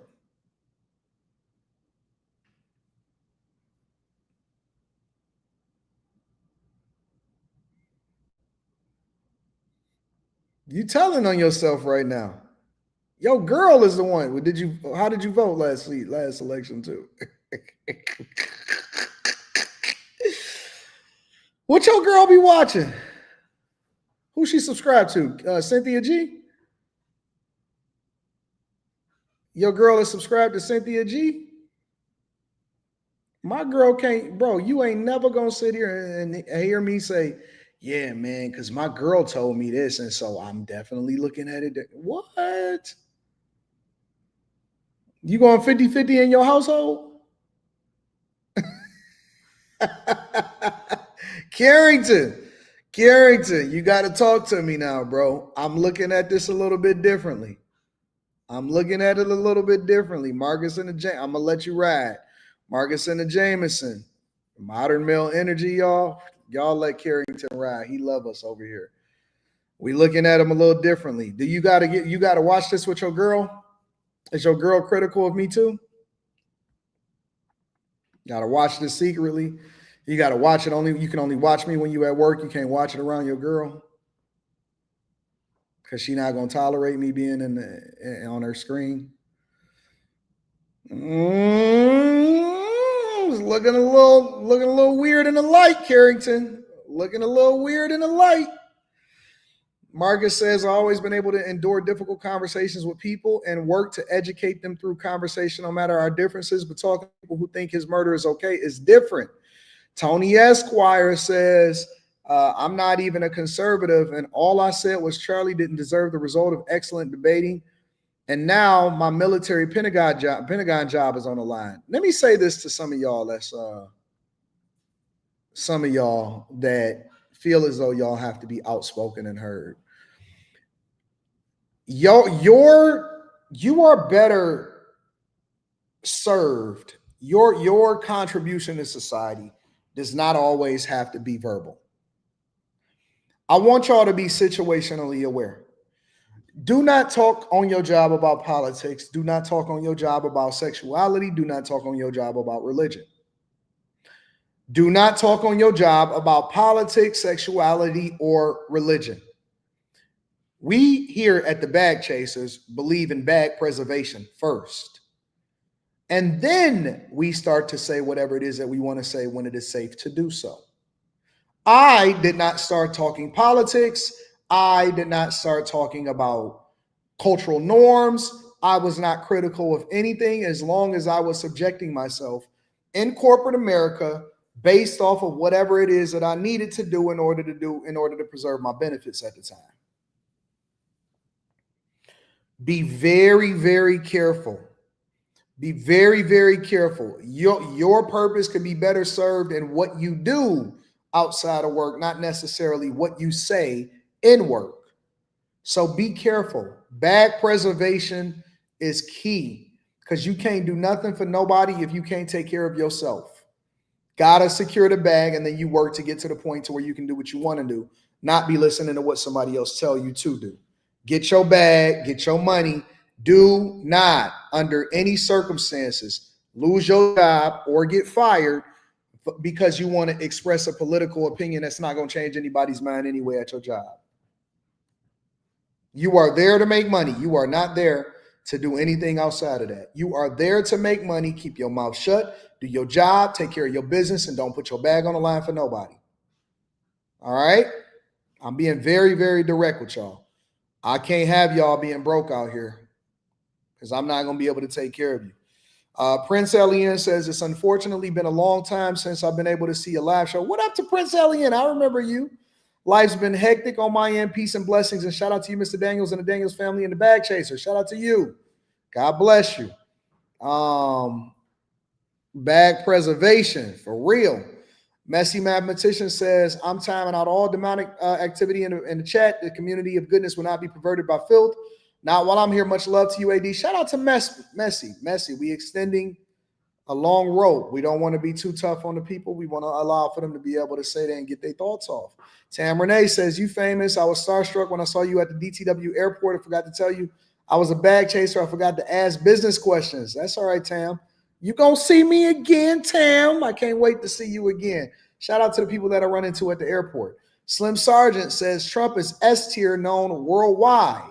Shout out to Slim Sargent. Prince Alien says, you may not consider yourself famous, Mr. Daniels, but you are very influential. Your words provide great value and inspiration more than many of the folks you rate above yourself. Real talk. I don't think about it like that though. You know what I'm saying? I'm a normal person. I got on my joggers. I wear my Yeezy slides. You know what I'm saying? I'm still in the hood, so I still got my wife beater right here. Got my all black wife beater to match my regular shirt. I'm still just me. I'm still just a regular person. You know what I mean? Tia Marie says everything is about choice. Some of us has watched you for years, from the abandoned Silverdome to Fox News. Some of us chose to be inspired, learn, and grow with you. Some chose to only hate on you. It was the same with Charlie. Shout out to Tia Marie. Tia Marie, you've been holding me down for so long. I love you, baby. Natty Dread, I love you, Tia Marie. Natty Dread, Free Skater says, brethren, I would like to speak on your panel. May I shoot you an email? Yeah, you can shoot me an email. AntonDaniels413@gmail.com. Billy Ray Valentine. Hey, Billy Ray Valentine says, stop the charge to Tessie and tuned into a tree. You love me, don't you?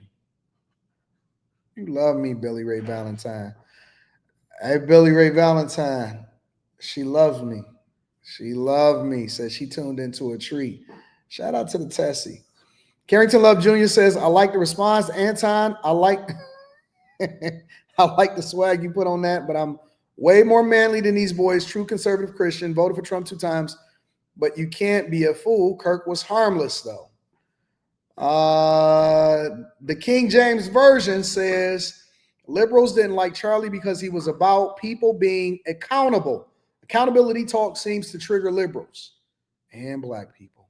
I don't know what it is.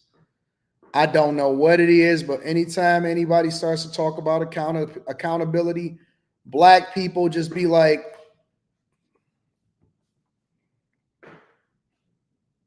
black women, liberals, black people versus accountability, black culture versus accountability is like the Matrix.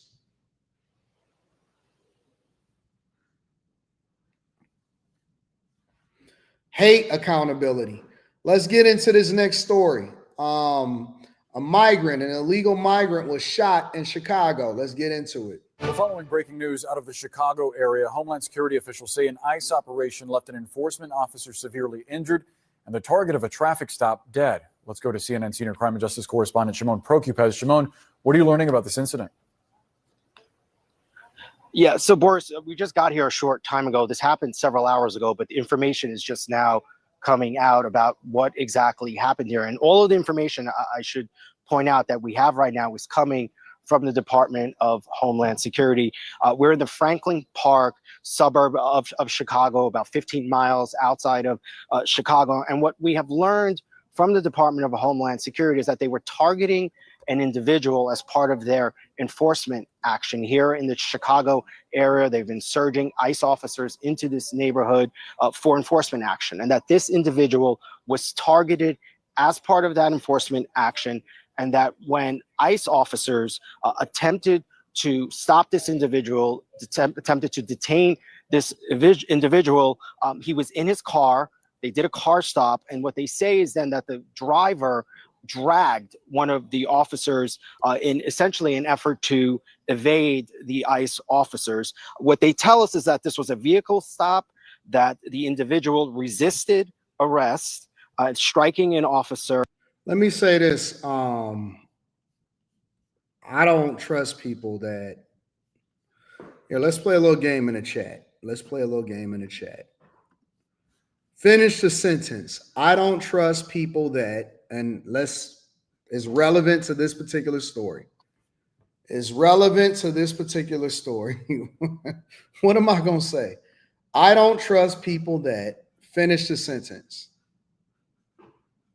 I want to see if anybody can catch this in the chat. The car says don't have a mustache with no facial hair. Run. Eat a Big Mac with no bun, sag their pants. Without a mustache and beard, breathe, vote Democrat. Nope, none of that. Don't follow directions. Don't have a front bumper. Don't trust a lot of people. Vote Democrat, no mustard, skeet in socks, claim sovereign. I've never said this before. So that's another hint for y'all. I have never, you close enough.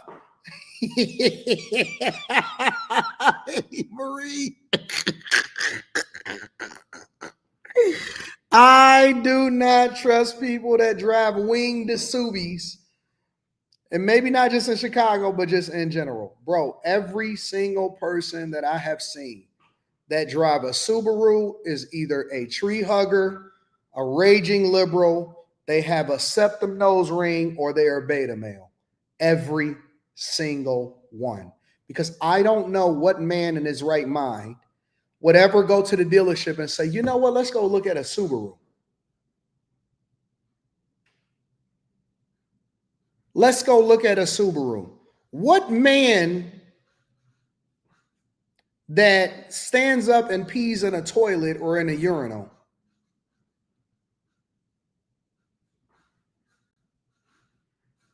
I knew I was going to catch a Subi owner in here.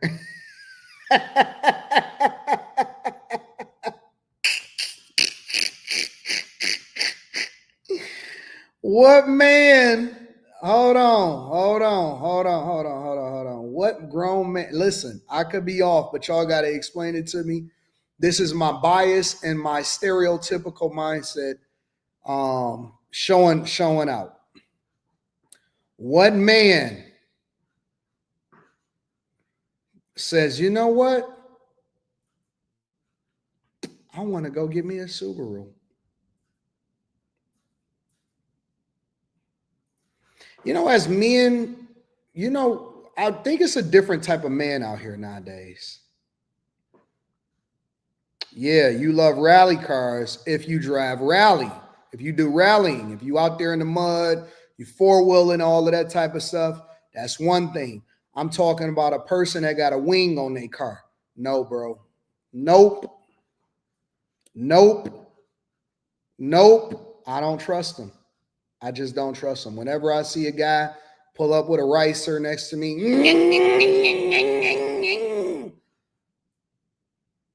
you in a Sub?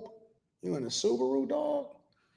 I don't know, bro. I come from an era where we liked 350, 305 Chevy big blocks, IROC Z, Camaro, Chevelle SS's. We even Dodge Mopar heads, you know, like even if you wanted to get the Jeep with the doors off, you got Jeep, the Benzo, all of that stuff, bro. We like big bodies. We like all of that stuff, man. Man, listen, what y'all think that this is the Fast and Furious? I love GTRs.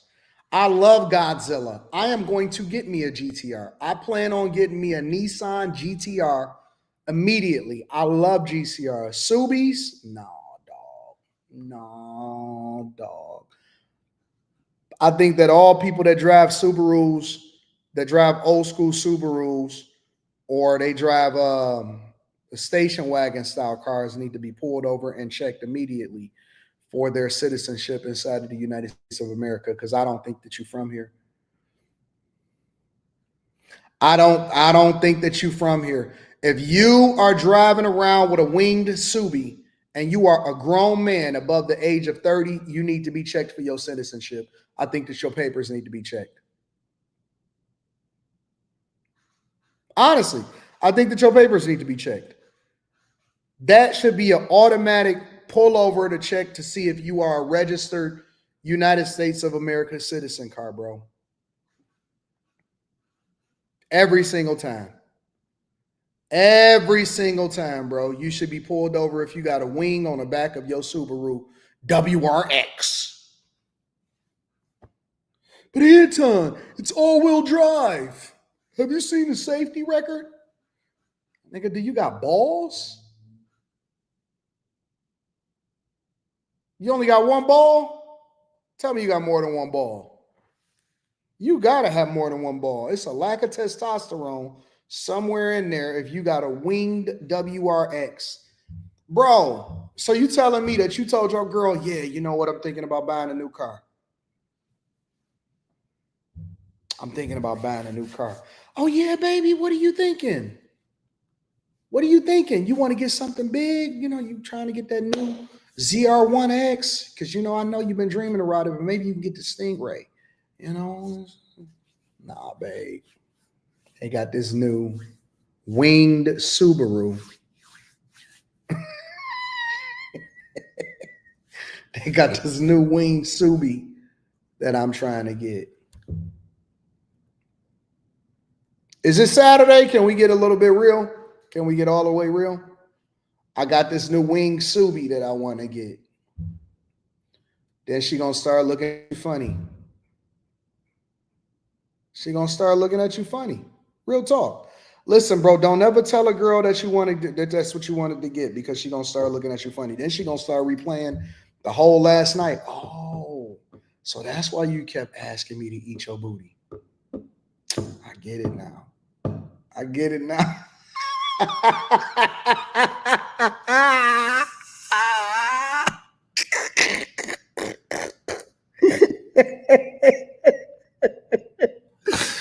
Oh, that's why you kept tooting your butt in the air last night. Okay, all right.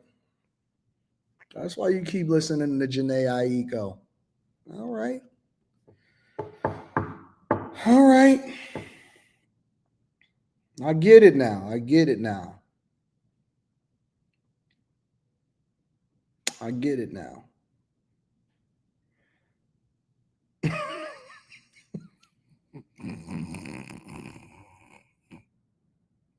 That's why you keep turning over every time you get in the bed first. All right. Okay. Let's continue. We got to deal with this migrant that's been shot, y'all. And then the Department of Homeland Security says that one of the ICE officers was dragged during that time, and that is when this individual was shot by an ICE officer. That individual has died at a local hospital. The ICE officer. Executive Suite MLE says, laying down in the shower with the water running.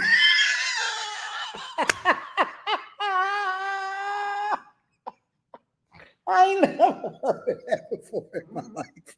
I ain't never heard of that before in my life. Yo, I ain't never heard of laying down in the shower with the water running. What? Yeah, dog. You might be a part of Drake's crew. You might be a part of Drake's crew. I ain't never heard of that before in my life. Officer also suffered injuries. He too is being treated at a local hospital. I just want to get out of the way here, Boris, for a second, so I could show you the scene here. Lionel is going to show you here. That gray car you see there, that is the vehicle we believe the man who ICE and the Department of Homeland Security has identified as Silverio Villegas Gonzalez was. Yep, that's him. It's always a Gonzalez, a Gonzaga Gonzalez. Gonzalez. You got to roll your tongue when you say their name, Gonzalez. Man, that was Diego, bro. Hey, man, hey, you heard what happened to Diego? What happened to Diego, bro? Jumped in the Subi, Holmes.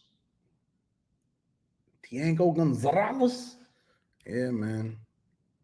They dumped in the Subi, Holmes. They tried to pull him over. It was going to send him to Alligator Alcatraz. And he took off. He drove down the street with an ICE agent, Holmes. He went ICE agent surfing. They took him out.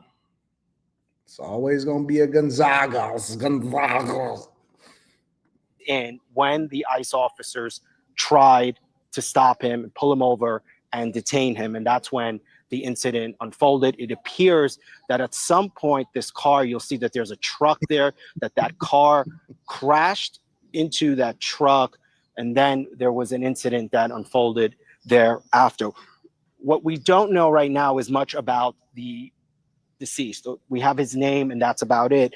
The other thing that the Department of Homeland Security tells us is that this individual was being targeted because of their undocumented. Tahan Thomas Daniels. I already see a problem with that right there, but we're going to address it. Says, you want to pull people over because they driving a station wagon? Yeah, nigga, what is this, National Lampoon? I profile people. Nigga, if you driving a station wagon either you're a European white man and you just love like station wagon Mercedes-Benzes and Jettas or Volkswagen Golfs, or you may be a serial killer. Nigga, everybody that drives station wagons, because this ain't a Chevy Chase movie, boy. This is 2029, 25. Nigga, you a serial killer if you driving a station wagon in 2025. Who make station wagons? Why would you go to the dealership and say, "Hey, give me the station wagon version of that"? What's wrong with you, nigga? You might pop the trunk. Pop the trunk and let me see who you got back there. It's gonna be some woman in there tied up. Nigga, you a serial killer. You gotta be a serial killer to have a station wagon in 2025. Kicking the trunk. Sir, can you please pop the trunk? Let me get back up. Got a serial killer over here driving a station wagon in 2025, riding down the highway, driving fast with an extra fast motor in it, V12 engine in a station wagon. What's wrong with you? What do you think this is? You think this is Europe? You think this is India? Nobody drive no station wagon in 2025, boy. You go to the dealership, hey, let me get that station wagon. Let me get the one with the extra long back going across the back of it. Somebody in the back of your trunk. I guarantee you hit your chick. You hit your chick. I believe that people. What's wrong with me? I don't know what's wrong. My bias is coming out. I believe that people that drive station wagons that's not from the National Lampoon era, Chevy Chase, on vacation with the whole family era. Nigga, why would you get a station wagon instead of getting a Tahoe? Why would you get a station wagon instead of getting a Suburban, an Expedition? And you're gonna get a luxury one, which means that you overpay. You could have got an Escalade, you could have got a Range Rover, you could have got anything. Nigga, you chose to get a station wagon. You have bad judgment, and you are a serial killer. You got that car imported all day long, and you beat your girl all day. You beat your girl, ain't got no tents on it, nothing. And that's a serial killer, nigga, or an illegal migrant, that don't know no better, and so we got to pull them over because he don't understand our cultural norms.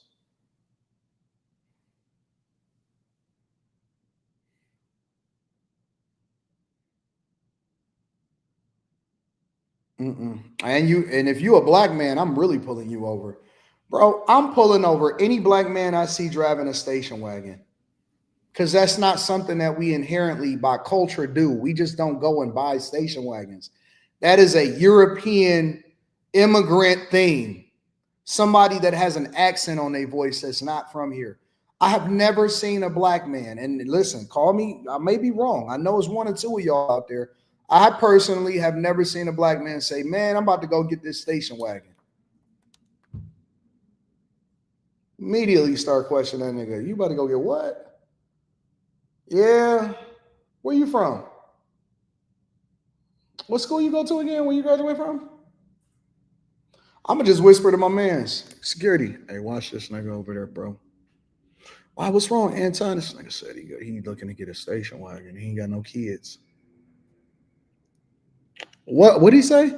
Nigga, he said he going to get a station wagon and he ain't got no kids, nigga. He ain't got no kids and he live in a condo. He ain't got no business, no kids. This nigga just getting a station wagon. He getting that station, the extended hatchback for no reason. He said it looked good. Nigga, watch this nigga. Watch him. He weird, bro. He weird. Okay. I got you. Yeah, that is crazy. How old is he? 37. As he said, that's his dream car. He went to sleep with a station wagon on his wall. He said that was always his dream car, nigga. He carried bodies at night. That's Dexter, nigga. That's Dexter. That is Dexter. If you see a man driving a station wagon, a black man driving a station wagon under 40 or over 40, that is Dexter. That's not a normal person, because the YNs don't want station wagons. A wood panel door. Wood panel doors. Yes, I believe in pulling people over that drive suspicious cars around us. Status that they were here illegally and that they have a record, a history of reckless driving. Right now, we have not been able to confirm any of that information independently. This is information that is coming from the Department of Homeland Security. I will say to you that, as you know, and as our viewers know, Chicago area has been on a heightened sense of alert, anticipating enforcement action, preparing for enforcement action. And already here on scene, we're seeing some of the advocates, the community advocates, and from the community here. Yeah, we know people that protest like that. People that go and listen. Black men that buy station wagons in 2025 have carpet in their bathroom. Men and white men that buy station wagons in 2025 have carpet in their bathrooms all day long. You can't tell me otherwise. You cannot tell me otherwise. They have carpet in their bathrooms all day long. And you can't tell me otherwise. I fully expect that if we was to go over into your bathroom, that you would have carpet in that bitch, because I don't trust you. I don't trust no man that got carpet in their bathroom at all.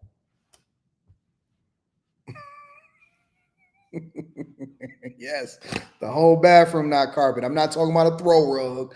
I'm talking about it's carpeted around the toilet, nigga. Yeah, you listen. You could, yeah, 100%. 100%.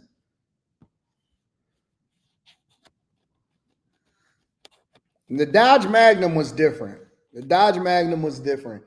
That's not the same. That's from 05. I'm talking about you going and purchasing a station wagon. I'm going to go to the dealer. Hey, y'all got any of them new station wagons? I don't even know who sell them. Who selling new station wagons? Dodge Magnum was different.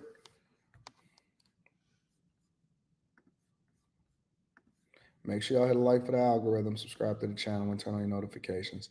I asked someone if they heard about CK shooting at work. Is that too political? Just don't, bro. Honestly, man, just don't. 80, what about the Roadmaster? Why get a Roadmaster when you can get an Impala Impala SS? Why get a Roadmaster when you can get the Impala SS? You know what I'm saying? Just don't, Kenneth. No, because it's going to start a conversation that you don't want to be a part of. Look, when y'all invite people into a political conversation at work, what you are basically doing is setting yourself up because you don't know where they are on the spectrum. Just don't. Listen, go to work and keep it so fucking general. Man, the Pistons are playing tonight, or oh man, downtown was jammed, or I can't wait to go on vacation at some point soon. Stay so general. Keep it G, keep it general. Do not go in there and start having conversations about stuff that ain't gonna benefit you. What's the point? Think about it like this, bro. Your job is a way for you to get money. The whole reason why you got the job is to get money. That's it. And so you want to be nice. You want to be a cultural fit. You want to do your job. You want to be social. It's a bad idea. It's a bad idea. Keep it very general. Oh man, I heard that they got new construction going up over around there. They closing 696 freeway. Did you find an alternative on the way here? How long did it get you here? Oh man, I'm thinking about at some point trying to upgrade my calendar, or how do you lose? Like, keep it general. Keep it very general, bro. Do not eat, because see, some of us, I'm gonna tell you what I do. I used to be so strategic that I was able to have people tell me what their thoughts are while they assumed what side of the political aisle or what side of the aisle that I was on. You know what I'm saying? So by being black, people automatically thought that I was liberal, or they thought that I was a Democrat. Man, did you see the election? Fucking Trump got in again.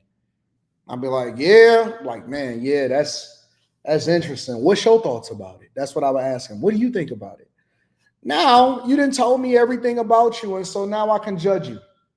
Now I can judge you, and you don't even have a clue. And they asked me, I don't know, I'm not really sure what I think yet. And then I just switched the subject right from there. Now I got you. Now I got you, because you thought that I was one way, and you don't even understand that I'm that other way. But you don't know where you stand, and now you're feeling awkward because I didn't respond the way that you thought that I was going to respond. So you thought I was going to say, yeah, man, it's crazy, man. I hate this and I hate that. Nope, I don't say nothing. Oh, man, you know what? Yeah, it's been an interesting election. It seems like the country is divided. So, man, let's go and head over into this meeting. I got 5 minutes before start time. Messed up. You assumed and you made an ass of yourself, and now you fucked up. Telling you, every time it's going to hurt you. It ain't nothing beneficial that's going to come from it. Jean Lay says, realize, and with the 50 ball, I appreciate you. Said, realize, regardless how you feel about Charlie, we have people in our churches, our government, our schools, our workplaces, all around that are celebrating his death. These people are evil and demonic, snakes in the grass. It could be yogurt. Talk about it. Talk about it, Lay. Talk about it, Lay. Thank you for supporting the platform. Thank you for sending that 50 ball. The Clay Edwards show says, what up, though? What up, Clay? Equal Opportunity Smoke says, you seen that Honda SNX? Let me see this, what this Honda SNX is. Honda fell off. Oh, you talk about the NSX. I'm like, what is the SNX? Yeah, I love the NSX. The NSX, the new one and the old ones, is classic. I might buy one. Let me see what they selling for. Honda NSX for sale. I like them newer ones. Let me see what they going for. Honda NSX for sale.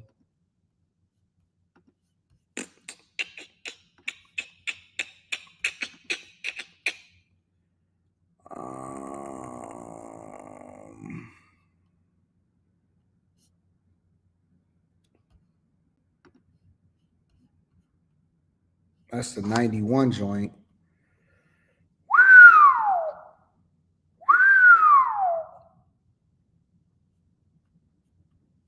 No finance. And 137, and 137 for that.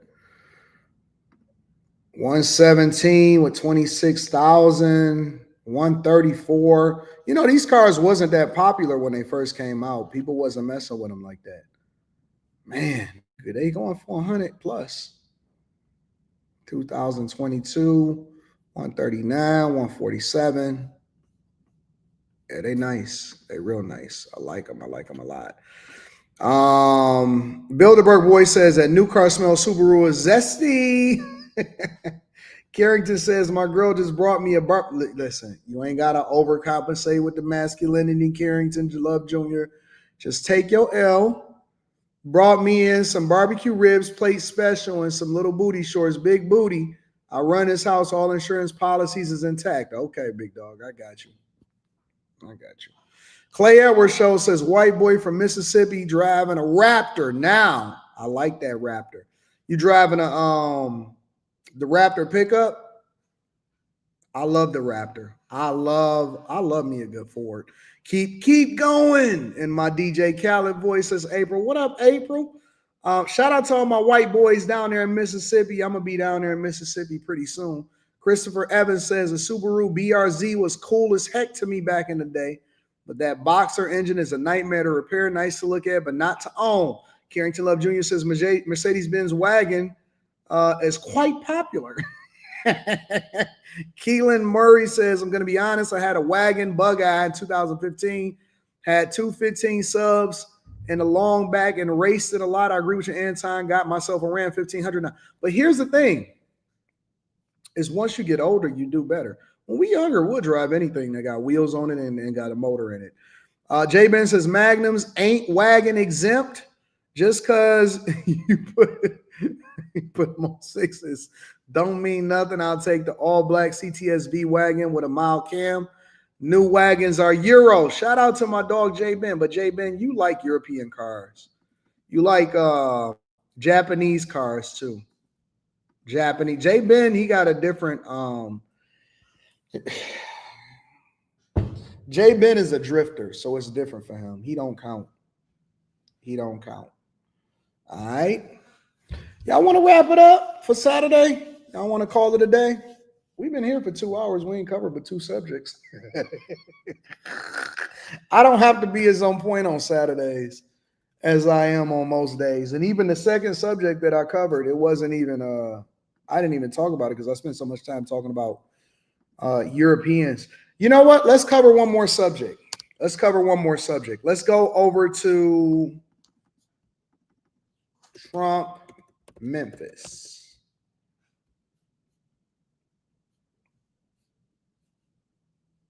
I want to cover Trump going to Memphis. Trump decided that he was going to go over to Memphis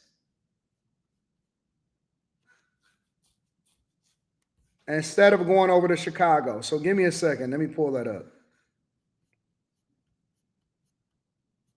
Chicago, y'all missed out. Chicago, y'all missed out. I do want to cover this Trump situation. Hold on, give me a second. Let me see if I can find the original video that I wanted to review.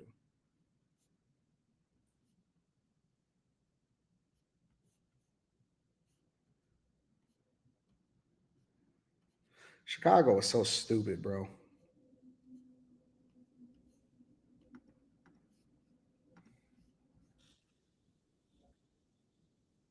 Think just to protect us all, and so Fox doesn't get sued and we all don't get sued and everything else. But I think with a high degree of certainty, we killed every week somebody play to. We're putting in new medians. We're going to give his fine temporarily. Look good. We're going to fix it up. We're going to make it. But even more importantly than that, it's very safe. People would come from Iowa. They come from President of Poland. I had a phone thing and me, well, what about that? He said, we haven't had anybody killed. Nobody had crime. No, go there now. It took place within. Mr. President, what do you say to the families that are watching, the moms, dads, that we've heard so much negative news with the lady being killed on the train, terrible. Right? And then we have Charlie Kirk. We had a school shooting the other day. And those are just 3 big events that happened in the last few days. So, or that we learned about. The girl was killed in the attempts on your life. Yes. Well, one thing I do say, I mean, look, we have that maniac has gone through trial right now with a fantastic judge. That was the judge that realized that deranged Jack Smith was deranged. Okay. She's a phenomenal judge. I don't know her. I appointed her, talented person. For like the person that killed the young girl, the beautiful, she was like a beautiful girl, 22, 23 years old. And, you know, when she got onto that train, she was, you could see that she just wanted to, even before this happened, she's almost like snuck on. She didn't want to make anything. She just wanted to be, she was afraid. Finished her job. No, she was afraid. But if you look at her before the way she sort of like just, she wanted to just, and she's looking at her phone like this, she felt very unsafe. Okay, we can't have that. And then this maniac gets up from behind. That's another one I didn't want to watch. I didn't watch it. I knew what happened, but I didn't want to watch it. And what he did to her was unbelievable. And then he walks through, the knife is dripping blood and everything else. One thing I say, we have to have quick trials. Yeah. I call it quick trial because in China, they do have quick trials. You know, they don't wait 6 years and you start off guilty and you end up guilty in China. Oh, it's terrible. What happens here is you go through 7, 8 years. Facts. And by the time it ends, and then they say, well, you know, he had a reason to do it because he wasn't treated right in grade school, and it's his teacher's fault, and it's the government's fault. That guy they should have a trial the following day. But do you know that they said? I agree, bro. I can't understand why we have such a hard bureaucratic process and it takes 1 million days for A, either somebody to get charged or have trial, or B, for you to go through the appeals process. Why is everything so cumbersome? I agree 100%. I've never understood why.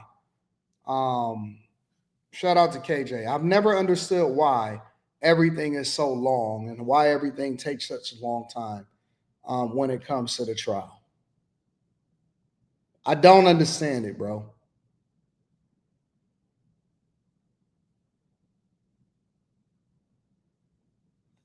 I don't understand it. Makes no sense to me whatsoever. When you have somebody on tape, here's a guy on tape getting ready to, and then he did his thing. The whole thing is on tape. This should not be going on. This trial will go on. It'll start in 2, 3, 4 years. We have to have, in certain places that do it differently, they have what's called quick trial.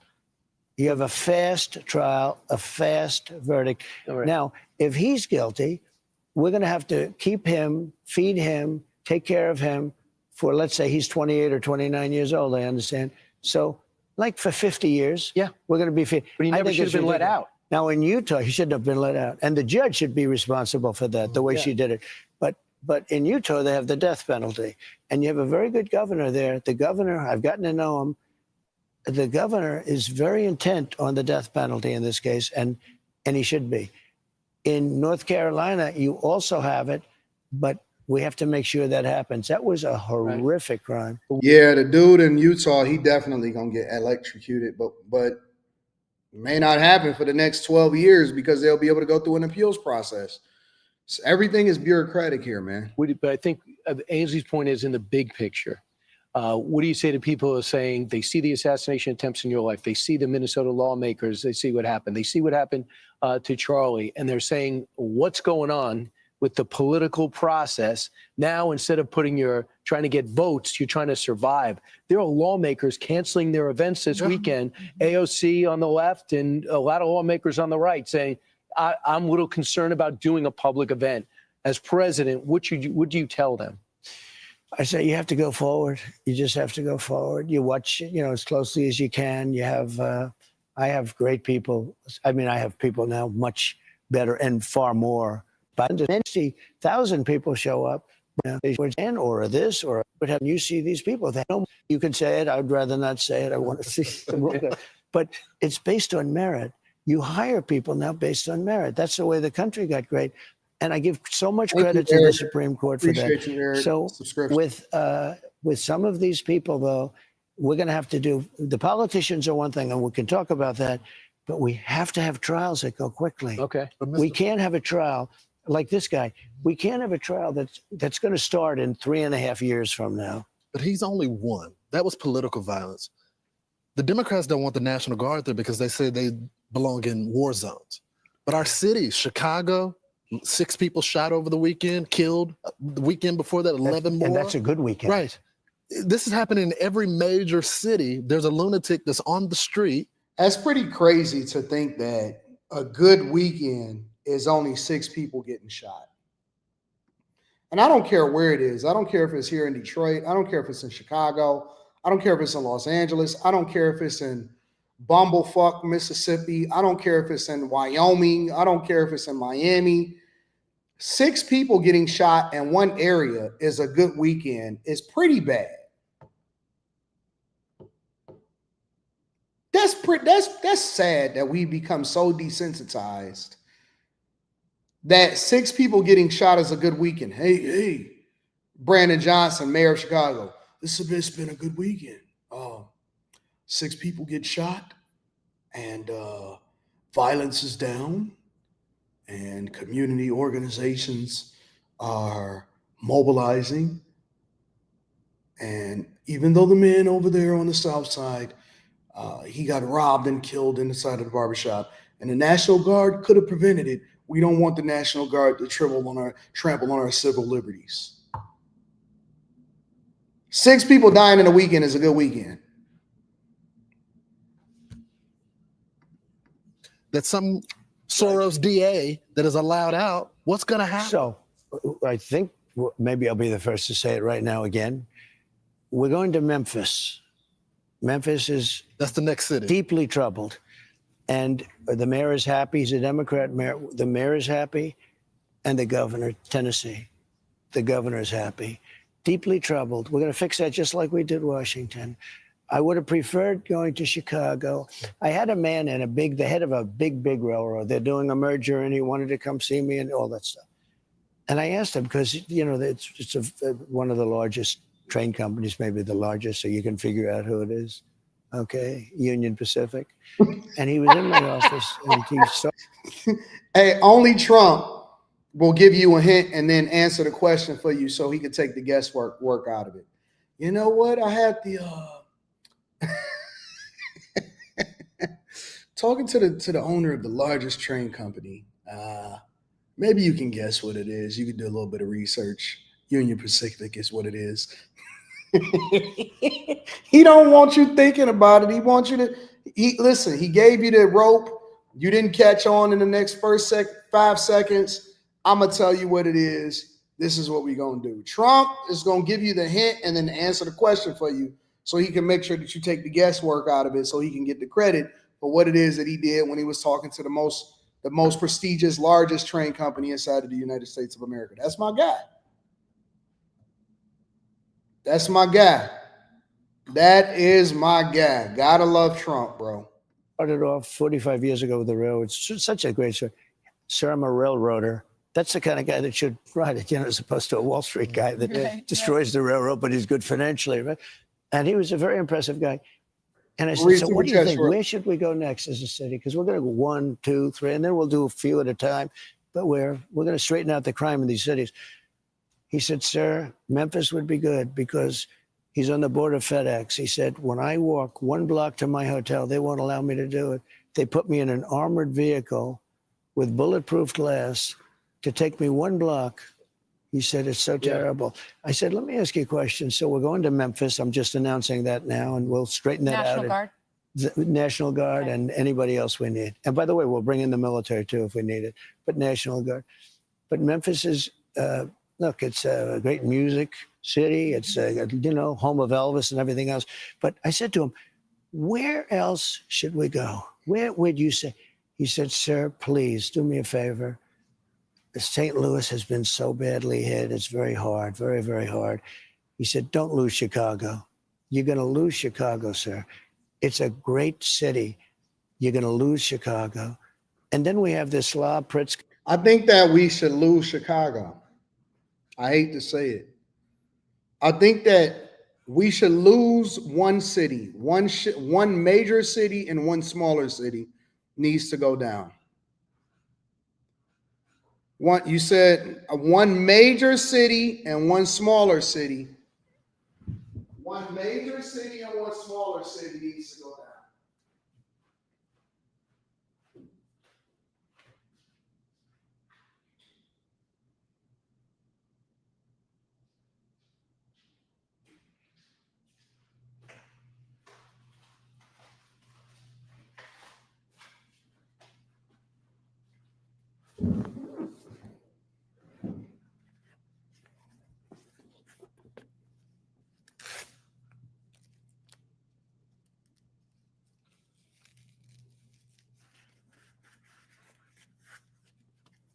Tyler.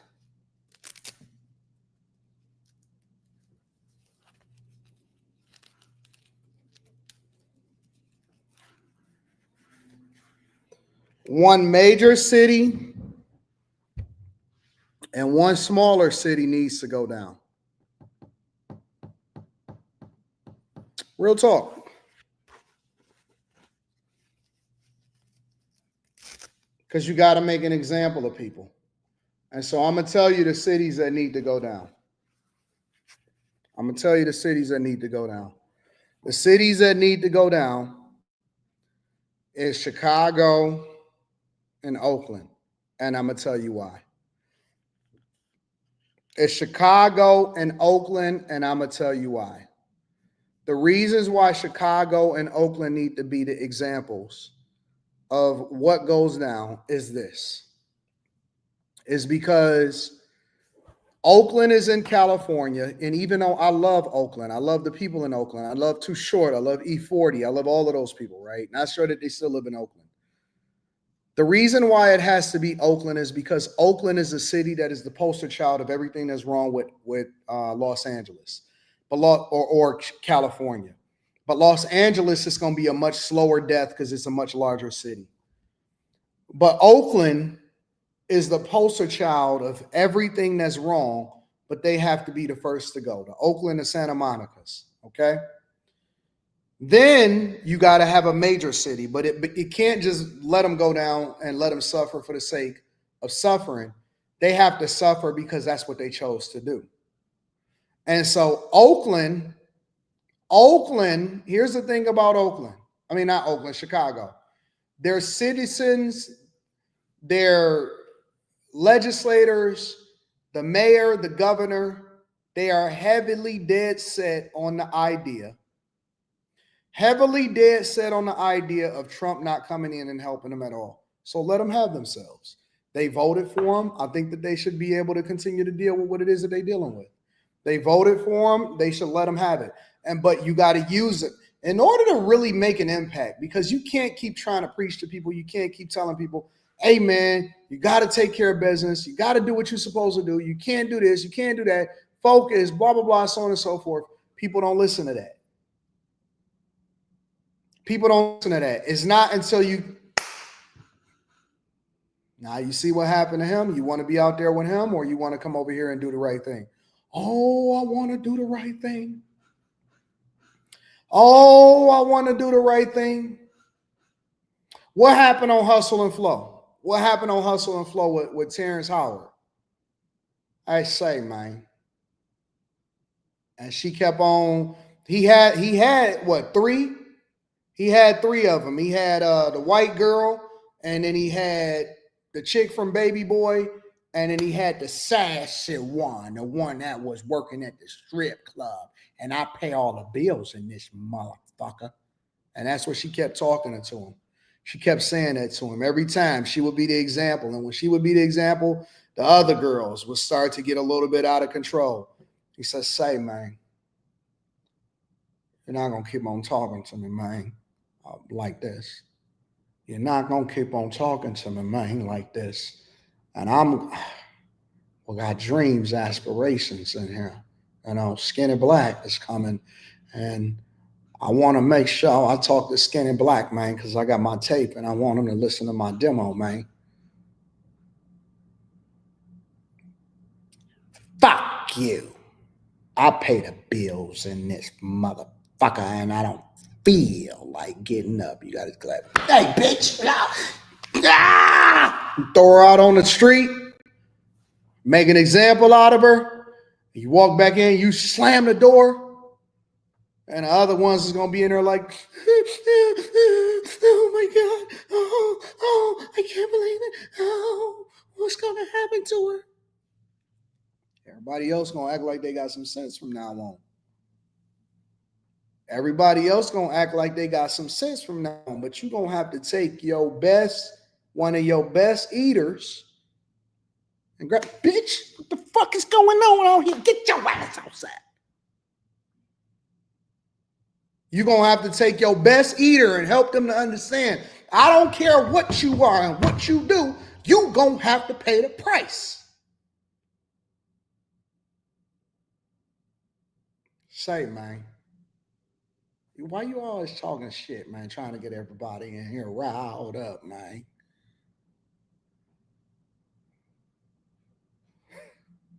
And Chicago is the chick from Hustle and Flow that wanted to keep on making things difficult. Biggest city inside of the Midwest. Always got crime. Let them eat themselves. You're going to have to throw Chicago out there to the wolves and let them deal with it themselves. He going to have to throw Chicago to the wolves because they just don't get it. They just don't fucking get it. $734 million budget deficit for the schools. $1.15 billion, another $1.15 billion budget deficit. No police officers. and a geography teacher that continues to lead the city into chaos and destruction. Okay, get your ass out there on the streets then. Say, man. Say, man. You ain't gonna keep on causing problems in here, man. I go in there and get that microphone and make it do what it do. That's what they got to do. And so I think that listen, I'm with Trump. I know that he's a better man than me when it comes to leading the country. But I tell you what, lead them alone. Let them do what they do. Continue to send in ICE, round up all of the migrants, and don't help them at all when it comes to crime. Just let them eat themselves. Let them eat themselves. They're on television every day. All he does is hit Trump. I said, does he realize last weekend he had 11 people killed and 28 wounded? Doesn't bother him. He says he's got the situation handled. And he keeps saying, we have no crime problem. The week before, he had a week where he had 72 people injured and like 11 died. But if he does 5, like you just said, 5, that's a good week. Every weekend, they're losing many people. It's out of control. But when this guy, who's a smart guy, he heads the biggest railroad, he said, the way he said it, he said, sir, please don't lose Chicago. We are about to lose Chicago. It's a great city. You can save Chicago. You had a decision in San Francisco that said you're not allowed to use the National Guard, the military in California, and you're waiting for that decision on the appeal. We've been winning all those decisions. We just won one against Newscomb. You're waiting for it, and a lot of people think that it's just a matter of time, but you're appealing it. Are you waiting for that appeal to go your direction so you can put the National Guard and don't have to worry about the courts telling them to We're really not. We think we're going to win all of them, and we have been winning all, and we just won one against Gavin Newsom, who's been terrible. Look, if we didn't go into L.A. a few months ago, you wouldn't have the Olympics there.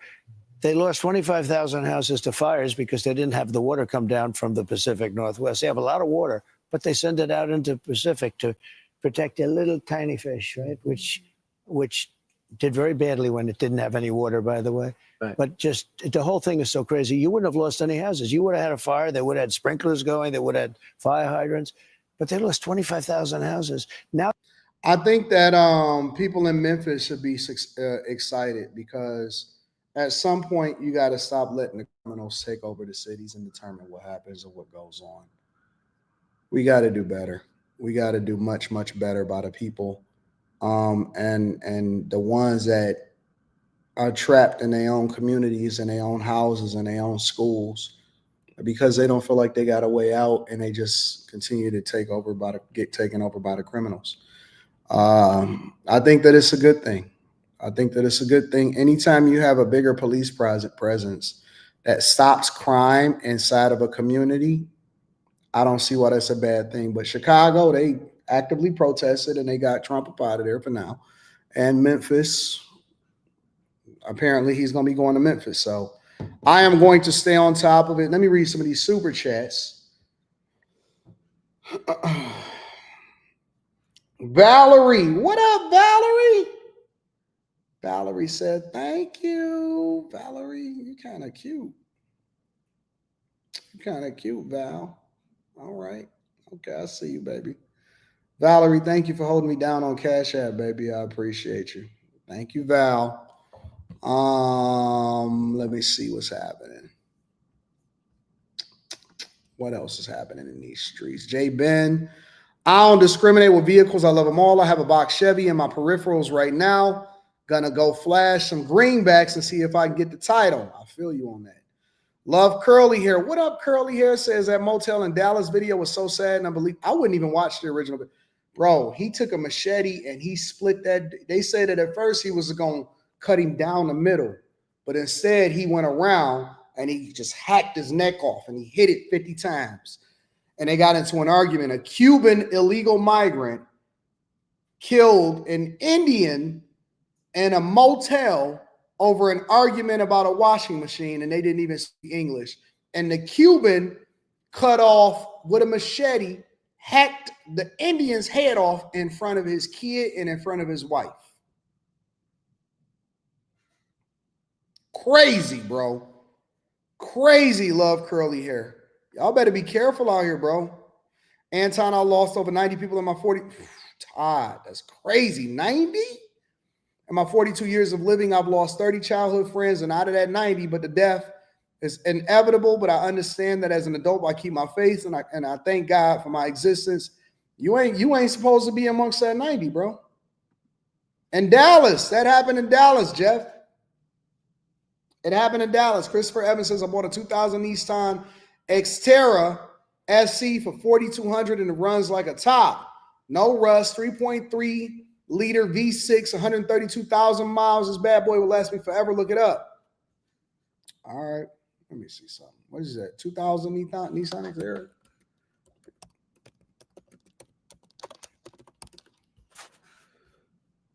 That's not a car. That's an SUV, bro. That's an SUV. That's not a station wagon, bro.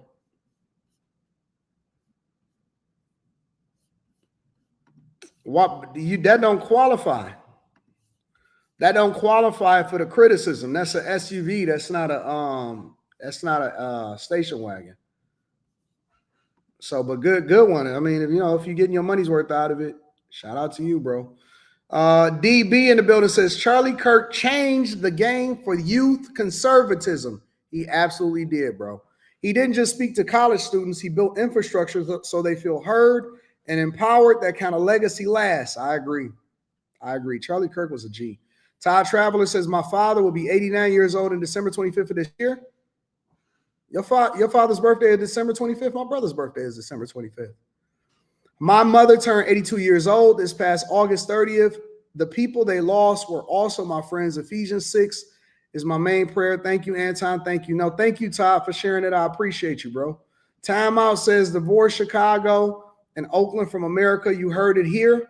Mo says maybe this is an after hours question. Do you think you could have turned your son in the way CK Shooter father did? Yeah, absolutely. He didn't have a choice. He didn't have a choice. Because once his picture got out there and once they identified who he was and they had his name out there, the father had two choices: either go down with his son or turn his son in so that no more trauma and no more issues happen. But if he didn't turn his son in, then his parents was definitely going to be arrested for harboring a fugitive and protecting him. Once his identity got out there, it was over. Listen. I'll do you one better. It's a possibility that the story that they told them is not the story of what happened. It's a possibility that the father had already probably found out that his son had did it, but he didn't turn him in until they got his identity out there. And then he was like, son, you know what? We got to wrap it up. We got to go ahead and turn it in. It was over. It was over. The father could be doing 5 to 10 years in addition to watching his son getting executed and electrocuted, or he could turn his son in. It was over, bro. It was over. You didn't have a choice. I don't think that he had a choice after he found out that what his son did. There was no way he was going to get out of that. Christopher Evans says, this is why I said bring the National Guard here. And anyway, I get what you're saying, Anton, but the good people can't continue to suffer, even the kids. I feel you, Chris. I feel you. But so how do you atone for the fact that y'all the ones that voted for it, though? Y'all got this sucker in there. Y'all got that sucker up in there, bro.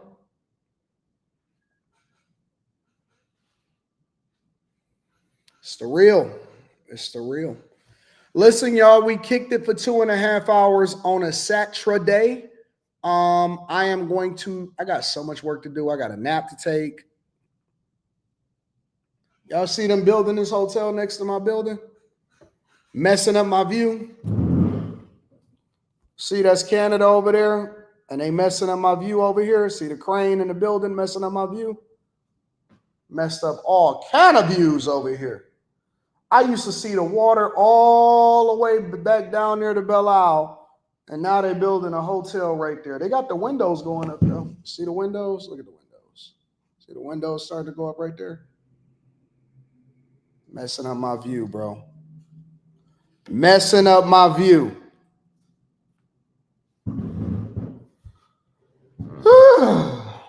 Got the construction materials up there and everything. Jude, I am very serious about taking regular naps. The city look good all the way over there, though. The city looks beautiful over there. So I got a panoramic view all the way around, and the city looks good all the way over there, but I don't like it, bro. I'm not happy about it. I don't like it. They messed up my view. And it's not good. It's not good at all. I don't like it. So I don't know what I'm gonna do. Am I hosting a Canelo versus Crawford fight? Oh, that's gonna be a good one tonight. I'm not hosting anything. I'm not hosting, but I definitely might watch it. So I don't know. I don't know. Say, what city am I in? I'm in Detroit. I am in Detroit. That's why I'm looking at Canada.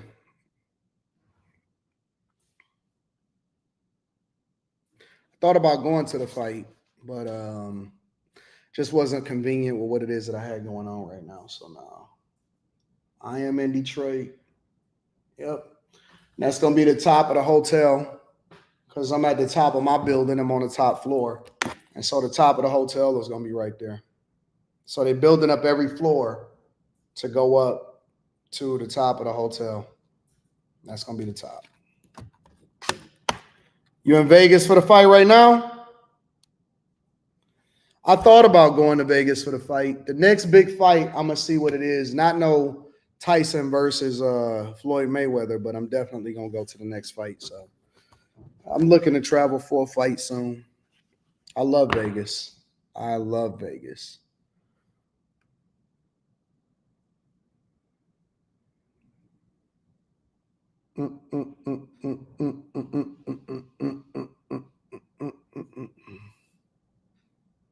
About to go celebrate the twins' birthday. They're 21. Congratulations. RoboCop is a classic, not the remake.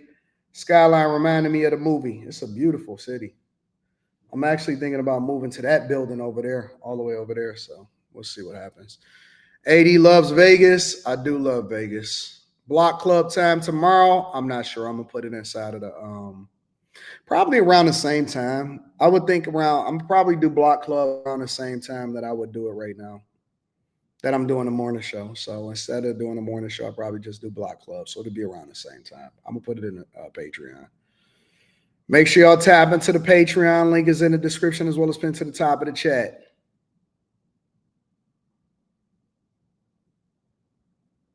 All right. I love y'all. I appreciate y'all. I'm going to holler at y'all later. Peace.